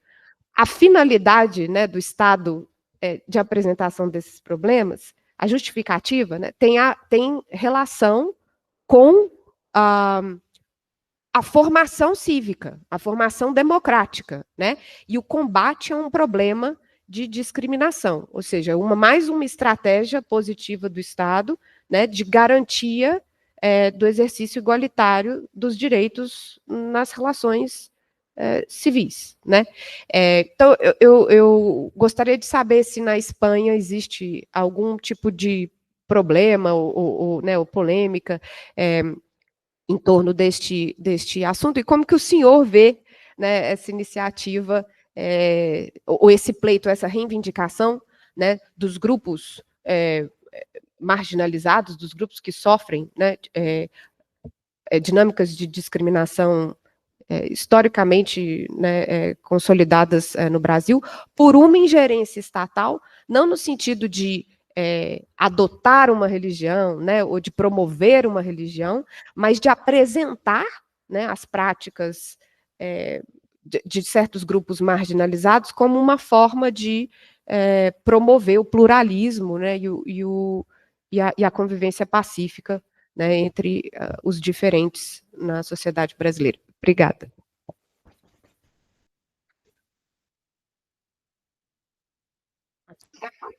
Muchísimas gracias de nuevo, Clarisa, porque es una reflexión muy interesante. Bueno, es igual, algo así. Por supuesto, bueno, es curioso este caso que cuentas del padre que se negaba a que su hijo recibiera esa educación de otras, o esa educación o esas noticias de las religiones de origen africano, etc. En España, claro que tenemos este mismo problema y te voy a dar ejemplos en 3 esferas. Uno, en la esfera judicial, algunos jueces, cuando se aprobó la ley, que fue España la aprobó, uno de los primeros países que aprobó la ley de matrimonio homosexual plena, con adopción, con todo, o sea, ley se llama de matrimonios del mismo sexo. Hubo algunos jueces que dijeron, yo no puedo porque que presentaron la objeción de conciencia. Entonces, en la Constitución española habla de la objeción de conciencia vinculada al servicio militar, nada más. Pero muchos defienden que hay objeción de conciencia para más cosas. Entonces, en ese plano, el Constitucional, bueno, ni llegó, fue muy claro. No, un juez, en este caso, tienes que aplicar la ley y no puedes no intervenir en un matrimonio de 2 personas del mismo sexo. Con el aborto no estaba regulado y entonces lo que se permitía que algunos médicos, en función de su conciencia, no participaran en la interrupción voluntaria del embarazo de una mujer en los casos previstos. Es hasta hoy día, hasta la semana 14. Y dice, claro, hubo polémica, pero hoy en la ley de salud de interrupción del embarazo permite al médico declararse objetor en esos casos, pero siempre que se asegure que hay otro médico que puede interrumpir voluntariamente el embarazo para asegurar el derecho de la mujer. Y ahora la polémica es el registro. Porque el otro día hablaba con un ginecólogo. Madrid, que es, digamos, el gobierno de Ayuso, que es más conservadora, ha dicho, yo no voy a establecer en los hospitales un registro, es decir, que los médicos que quieran que no vayan a abortar, que se pongan una lista. Dice, que se pongan los otros, que se pongan los que sí quieren abortar. Bueno, estamos en esa dinámica. Lo cierto es que el registro, o sea, en esa ley que dice que tiene que haber un registro, no habla de penas, no habla de sanciones. En nuestro país, el gobierno tiene que presentar unos presupuestos 3 meses antes de que acabe el año. Es el segundo año que no los presenta, pero como no hay penas, no pasa nada. Y tercero, en el tema de la enseñanza, de la educación. Hubo un caso que es precisamente con una asignatura que se llamaba Educación para la Ciudadanía y que se hablaba, claro, de la sexualidad, de métodos anticonceptivos, de lo que es la nueva sexualidad y tal. Y algunos padres dijeron objeción de conciencia a la educación para la ciudadanía. Y eso sí que llegó al Tribunal Constitucional, que dijo no cabe la objeción de conciencia, es educación y por tanto no consideramos que sea una inculturación religiosa, es algo que está pasando en la sociedad, y algo, y acabo con esto, que tiene con relación, por ejemplo, para mí, la idea del velo. Una mujer, una niña, no puede llevar el velo si lo desea, si es libre de hacerlo al instituto. Claro, muchas veces la laïcité francesa dice, no, porque, como dijéramos, para que durante la escuela no vea eso. Pero si lo va a ver en la calle.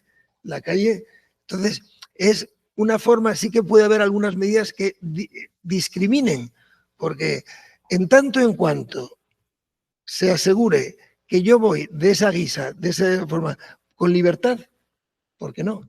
Pero...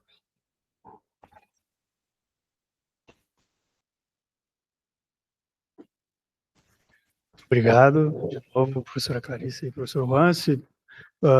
Podemos passar as perguntas da audiência. Professor Juan, está disposto? Podemos? Como são poucas pessoas, acho que a gente pode pegar a inscrição de quem quer fazer pergunta e ir pergunta e resposta individualmente. Então, o professor José Reinaldo quer fazer uma pergunta. Matheus, e se mais alguém quiser, é só levantar a mão e eu anoto. Então, vamos passar aquele microfone. Funciona. Eu queria fazer, em primeiro lugar, um agradecimento, outra vez, à excelente e bem organizada exposição do professor Juan. Muito obrigado. E aos meus colegas debatedores, Clarissa e Gustavo também. E quero fazer dois grandes comentários, talvez mais do que perguntas, mas para estabelecer um diálogo. A primeira seria uma observação bem geral, Juan, que é a seguinte: a gente está falando de Estado laico, laicidade, mas as sociedades nem sempre são laicas. Quer dizer, as sociedades são religiosas. Você lembrava, os Estados Unidos são uma sociedade muito religiosa. Várias religiões, mas é muito arraigado esse sentimento religioso. Como você dizia, todo mundo pertence à igreja, a alguma igreja. Outras sociedades são diferentes das americanas, mas também são religiosas. Me permitam a lembrança de uma entrevista que eu vi outro dia, eu passei para os meus alunos, daquele famoso ator italiano, o Alberto Sordi, que relatava numa entrevista como é que era o dia dele, o domingo dele. Ele contava, ele se levanta mais tarde, toma um café, vai passear e vai para a missa. O entrevistador ficou surpreso, afinal de contas, um artista, um ator público vai à missa, fez uma cara de surpresa, o Alberto Sordi se vira para o entrevistador e fala: por quê? Você não vai à missa? Por quê? Você é muçulmano? Se você é italiano, você vai à missa. Se você é romano, você vai à missa. Em suma, quer dizer, nós discutimos a laicidade do Estado, mas as sociedades não são necessariamente laicas, e como você mesmo disse, parece que a nossa sociedade hoje é mais laica, mas ela tem uma religião hoje diferente. Não é a religião civil do Tocqueville, mas é uma religião. Você mencionou aí o espaguete voador, né? Eu tinha um amigo que falava que ele ia fundar, eu até anotei aqui, a Confraria Cósmica do Repolho Místico, que seguramente ia ter muita gente que ia se envolver nisso. Então, a sociedade não é necessariamente laica e o Estado é laico. E a conquista do Estado laico eu associo às terríveis guerras de religião da Europa, que massacraram, que ensanguentaram a Europa no século XVI e XVII, e aí eles começaram a imaginar saídas disso. E uma saída que começa a ser proposta é do Estado laico. Então, cada um tem a sua religião. Mas a gente não vive em sociedades necessariamente laicas. E isso vai gerar uma série de problemas.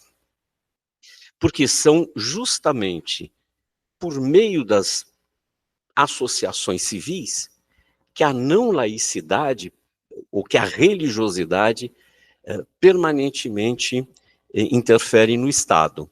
Então, por exemplo, o Estado é laico, mas os deputados são religiosos. E vão tentar, na legislação, colocar a sua religião, né, na legislação. Então, a religião, muitas vezes, incorpora traços de laicidade. Você contou, e me lembro também, o caso do aborto e do divórcio. Você contou na Espanha. Na Itália, a mesma coisa. Vários juízes católicos diziam que não iam aplicar a lei do divórcio, nem a lei do aborto, não é? Mesmo porque, enfim, existem outras razões que levam os juízes italianos serem mais católicos, por exemplo, do que os juízes brasileiros. Mas, de qualquer maneira, isso era uma observação geral. Depois eu ia fazer algumas observações pontuais de coisas que hoje no Brasil me chamam a atenção, justamente contra a laicidade do Estado. E há um processo de normalização disso que me incomoda ou mesmo assusta.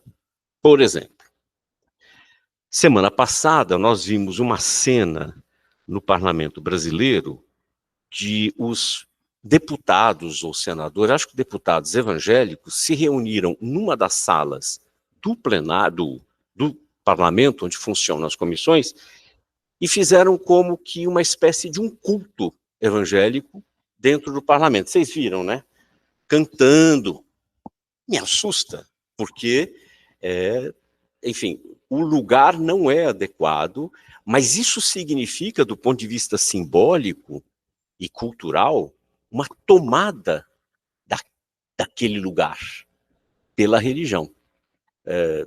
Para mim foi muito, do ponto de vista teórico e jurídico, assustador. Acho que isso é um problema. E a questão é se e como a gente pode parar isso. Depois a gente teve uma discussão curiosa anos atrás, no Brasil, que foi a seguinte. Nós temos uma lei contra os maus tratos de animais. Mas as religiões afro fazem sacrifícios de animais. Então, houve uma discussão se a religião, ou as religiões, ou os ministros da religião afro, incidiam ou não no crime de maus tratos de animais. Então, a religião e a laicidade do sistema se confrontando.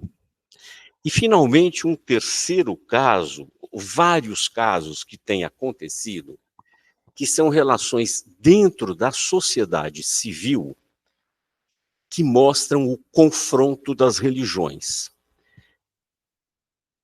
Desde o primeiro código criminal do Brasil, de 1830, Código Criminal do Império, havia um crime que era o desrespeito ao sentimento religioso alheio.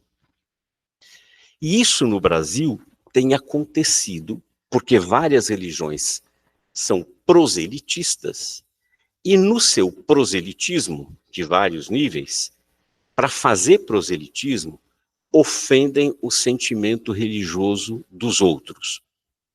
20 anos atrás, houve um caso bastante rumoroso, os jovens talvez nem se lembrem disso, que foi de um pastor de uma igreja evangélica, num programa de televisão, levou uma imagem da padroeira do Brasil, que era muito popular e continua sendo muito popular, a patrona, padroeira do Brasil, e em televisão ao vivo, chutou essa imagem, que era de gesso, e a quebrou.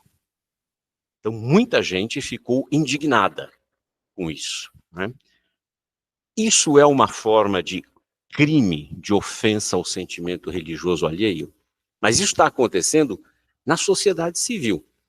Tem havido vários casos dessa mesma no caso, dessa mesma religião proselitista, de invadir, depredar os templos, que a gente chama de terreiros, das religiões africanas, em alguns lugares mais do que em outros.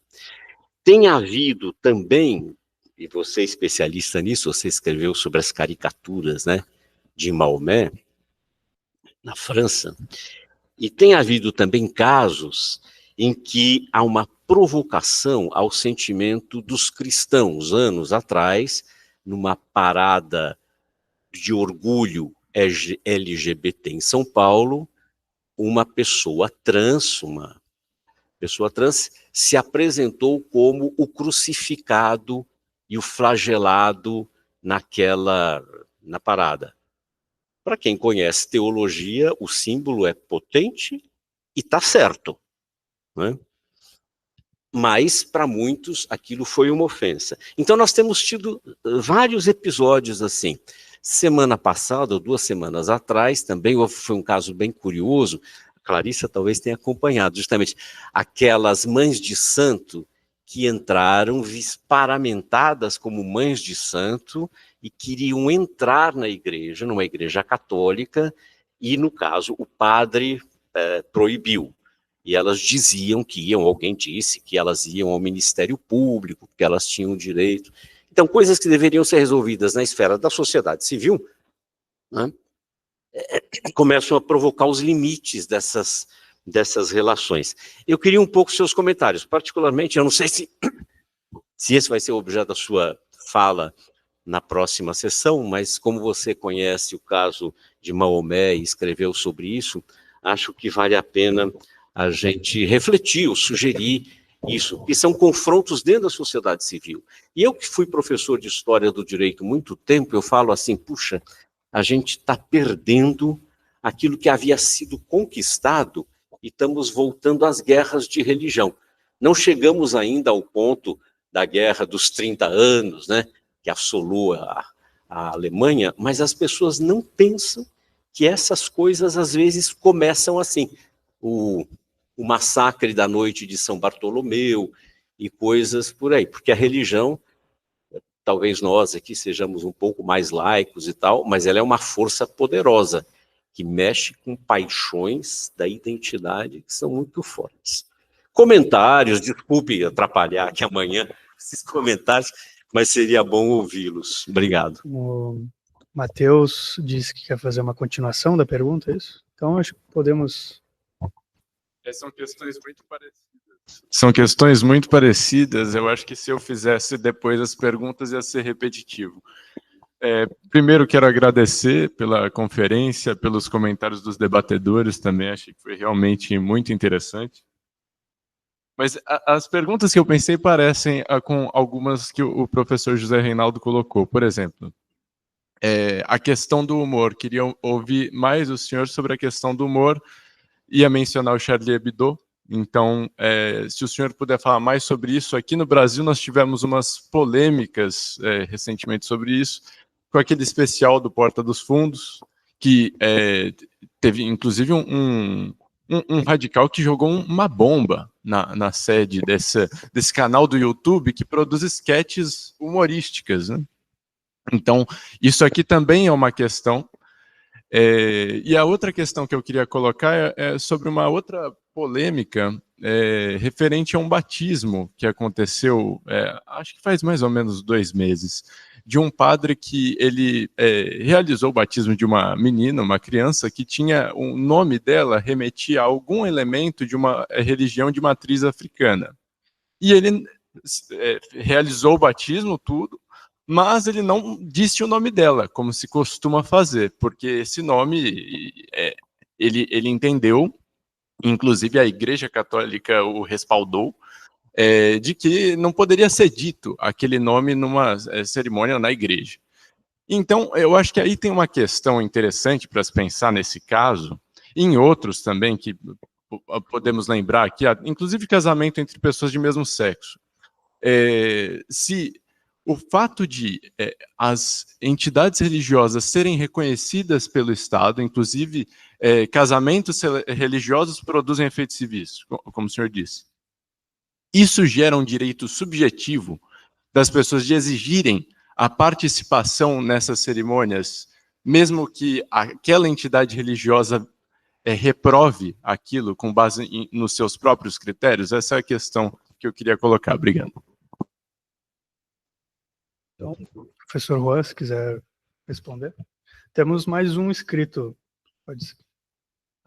Como o senhor preferir, pode responder primeiro. Muito obrigado a todos, porque es un piacere, es un placer la sensación de aprender, tanto con las reflexiones de Clarisa, de Gustavo, del profesor Reinaldo, ahora de Mateo. La reflexión es algo vivo, ¿no? Y te hace pensar. Vamos a ver si me olvido algo, porque la última no la entendí muy bien, pero la cuestión es verdad, el Estado es laico, pero las sociedades son a veces muy religiosas y de alguna forma el Estado laico debería proteger.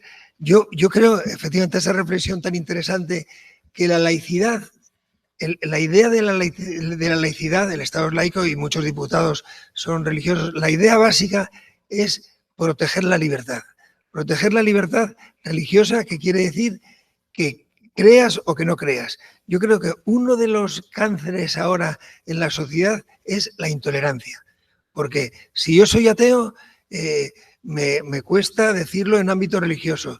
Si un religioso le cuesta... O sea, la intolerancia quiere decir, oye, puedo expresar con respeto mis creencias, expresar en los lugares debidos. Obviamente, esa escena de unos diputados rezando es, vamos, una falta de respeto a la laicidad, es decir, ir a rezar fuera. Pero efectivamente, la laicidad, en tanto que es símbolo del Estado, tú no puedes organizar una plegaria ahí. Eso me parece... y luego, respecto a, efectivamente,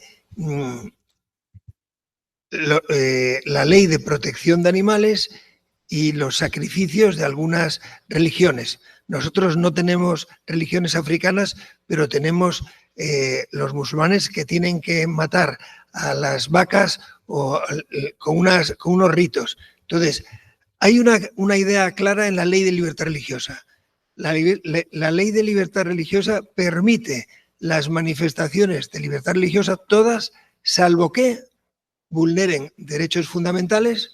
Por ejemplo, si una religión dijera, no, es que mi religión, que no es cierto, el Islam no lo permite, pero sí algunas tribus, la castración, la ablación del clítoris, esa práctica es contraria a derechos fundamentales, con lo cual no permitida. Derechos fundamentales o orden público. El orden público puede ser una ley. Si la ley no permite o considera maltrato animal una práctica religiosa, esa libertad religiosa no está aceptada, está sobrepasando los límites.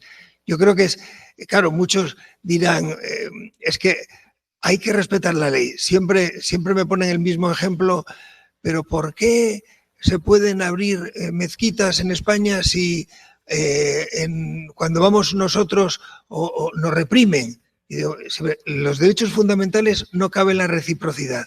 Tú le tienes que exigir a la gente es que cumpla la ley. Que luego haga cosas raras, que te parezcan raras, allá él. La tolerancia, siempre que no incumpla la ley o siempre que no vulnere derechos fundamentales. Pero vamos, lo que decías, el discurso con todo eso de la tolerancia es muy difícil, porque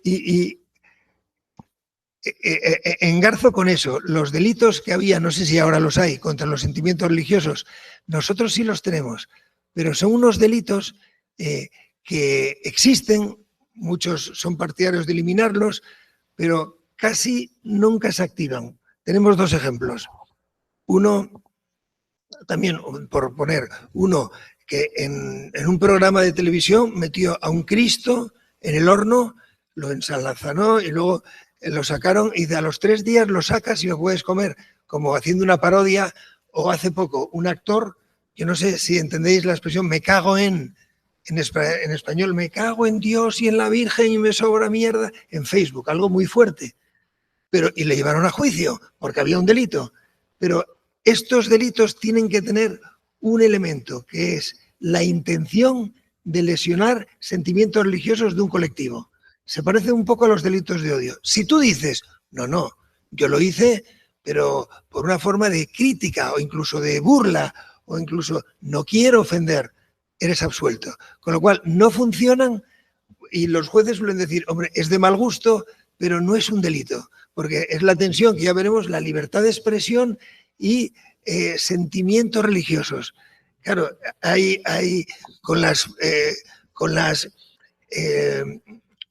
caricaturas de Mahoma, claro, eso fue un problema que tuvo un periódico danés en su día, pero yo me planteaba, si esto ocurre en España, por mucho que los musulmanes se cabreen, si tú pones o sea, hay dos cosas. La figura de Mahoma, que tenía una bomba y tal, o sea, es muy fácil decir, prevalece la libertad de expresión, porque ahí esa caricatura tiene una vinculación con un hecho veraz y de interés público, que es muchos musulmanes, en nombre de Islam, ponen bombas. Ahí es clarísimo. Pero hubo otra caricatura que no se planteó, que yo la vi, que es Mahoma, una caricatura reclinado y estaba defecando. Y el producto de la defecación ponía Corán.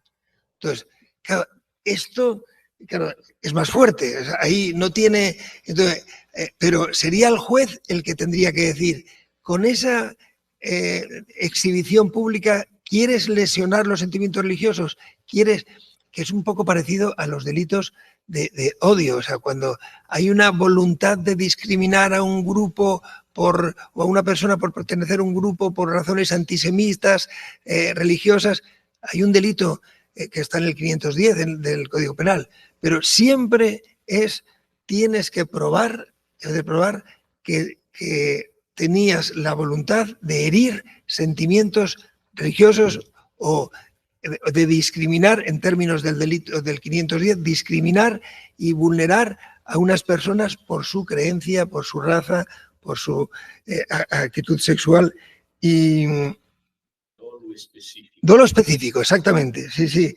Y Mateo me decía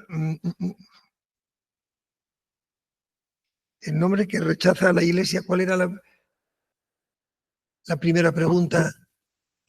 A primeira pergunta era sobre as caricaturas, acho que o senhor já abordou. A segunda, sobre a criança, por exemplo, se eu tenho um filho, eu coloco o nome dele de Maomé.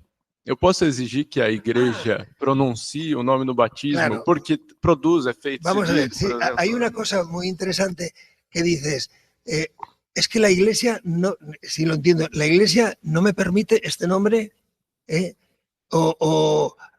yo lo relaciono con...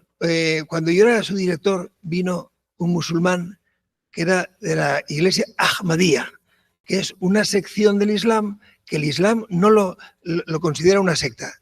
Y claro, estaban fuera del acuerdo.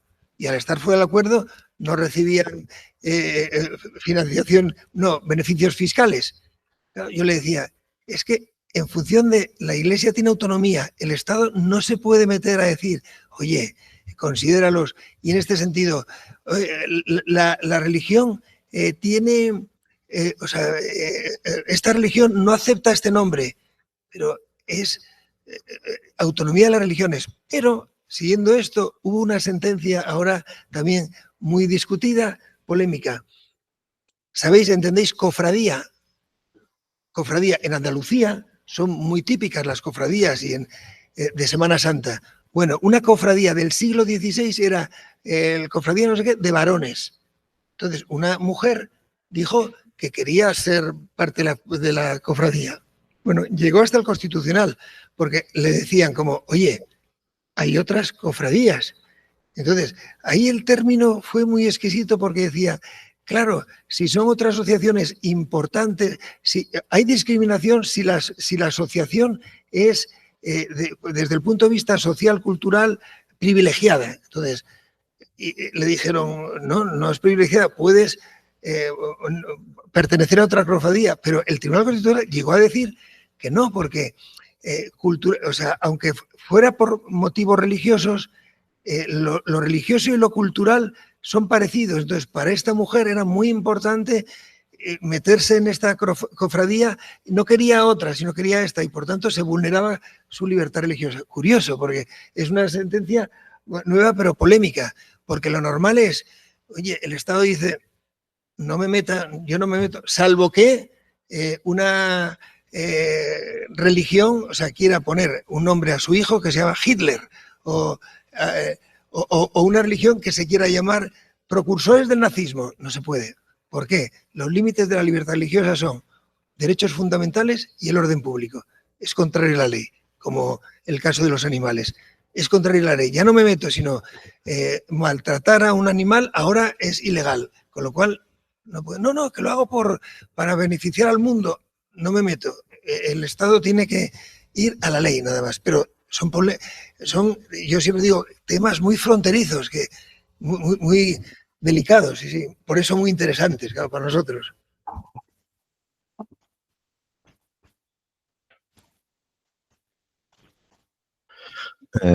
Primeiro, muito obrigado, professor, todos os membros da mesa. Eu também não sei se eu tenho propriamente uma pergunta, mas eu tenho algo que eu já não reflito propriamente, mas algo que está na minha cabeça há um certo tempo. Eu acho que vem havido, em boa parte do mundo, no Brasil, de certa forma, talvez um pouco menos organizado sistematicamente, acho que nos Estados Unidos é um pouco mais forte isso, que é de partes, de segmentos da religião cristã, talvez não necessariamente só católicos, mas cristãos como um todo, lato sensu, que é uma rejeição do mínimo denominador comum que o professor Zé Reinaldo falou, que desde ele gosta de destacar bastante esse ponto das guerras religiosas. Talvez vamos estabelecer um mínimo para que a sociedade possa sobreviver, né? O Estado vai ser laico, as religiões vão ser de cunho de manifestação privada. Eu acho que a manifestação que teve no parlamento, que o professor citou, é um exemplo interessante disso, que é da rejeição desse mínimo denominador, e eu acho que isso se articula com a dificuldade que talvez a cosmovisão liberal de mundo vem sofrendo nos últimos anos, né? Eu acho que o segundo agora governo Trump é bastante significativo disso, e eu vejo, acompanhando meio de fora, nas redes sociais brasileiras, grupos que já falam abertamente e que rejeitam valores que tradicionalmente o mundo liberal valoriza, como impessoalidade do Estado, a administração não vai assumir valores religiosos. Acho que há intelectuais que já apoiam algo bastante contrário a isso. Em Harvard, há um publicista, né, um intelectual, eu não sei pronunciar o sobrenome dele, acho que é Adrian Vermeulen, né? Ele abertamente já é um intelectual público de alcance que abertamente abre mão disso, não, o Estado tem que ser, eu acho que, se não me engano, o Vermeulen é católico, né? Ele já abertamente defenderia uma adoção de uma religião oficial, por exemplo. O vice-presidente americano também já tem uma posição muito forte sobre isso, o J.D. Vance. O Trump, eu acho que nunca, acho que o Trump é meio climático nesse sentido, não se posiciona tanto, pelo menos não tão genuinamente, talvez. Mas isso é isso que surge bastante na minha cabeça, como que a gente lida com isso quando essa própria ideia de que as manifestações vão ser privadas estão sendo abolidas, né? Há pessoas que já abertamente falam, nós vivemos numa era pós-liberal, em que esse mínimo denominador não vale mais, nós consideramos ele errado, e nós queremos outra coisa, entende? Eu acho que, na média, grande parte da sociedade não concorda com isso, né? Mas há grupos que vêm fora do país, não sei na Europa, certamente não sei, mas no Brasil há uma certa movimentação disso, né? Eu acho que o governo Bolsonaro foi bem sintomático nesse aspecto. As duas indicações para a Suprema Corte brasileira foram decididas por critérios religiosos, né? membros que nem tinham muito reconhecimento jurídico foram indicadas pelos votos religiosos. E isso se tornou bastante, vários julgados, isso se manifestou.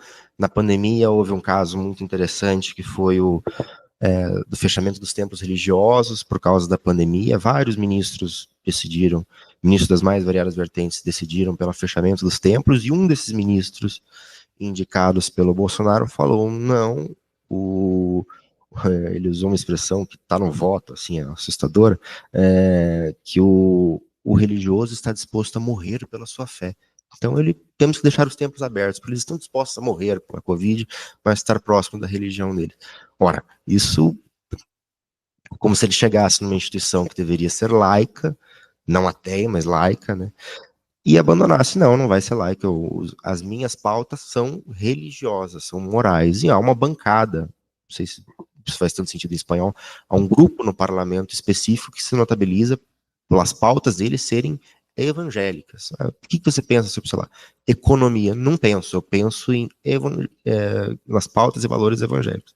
Então é como se a neutralidade dessa visão de mundo liberal estivesse sendo questionada,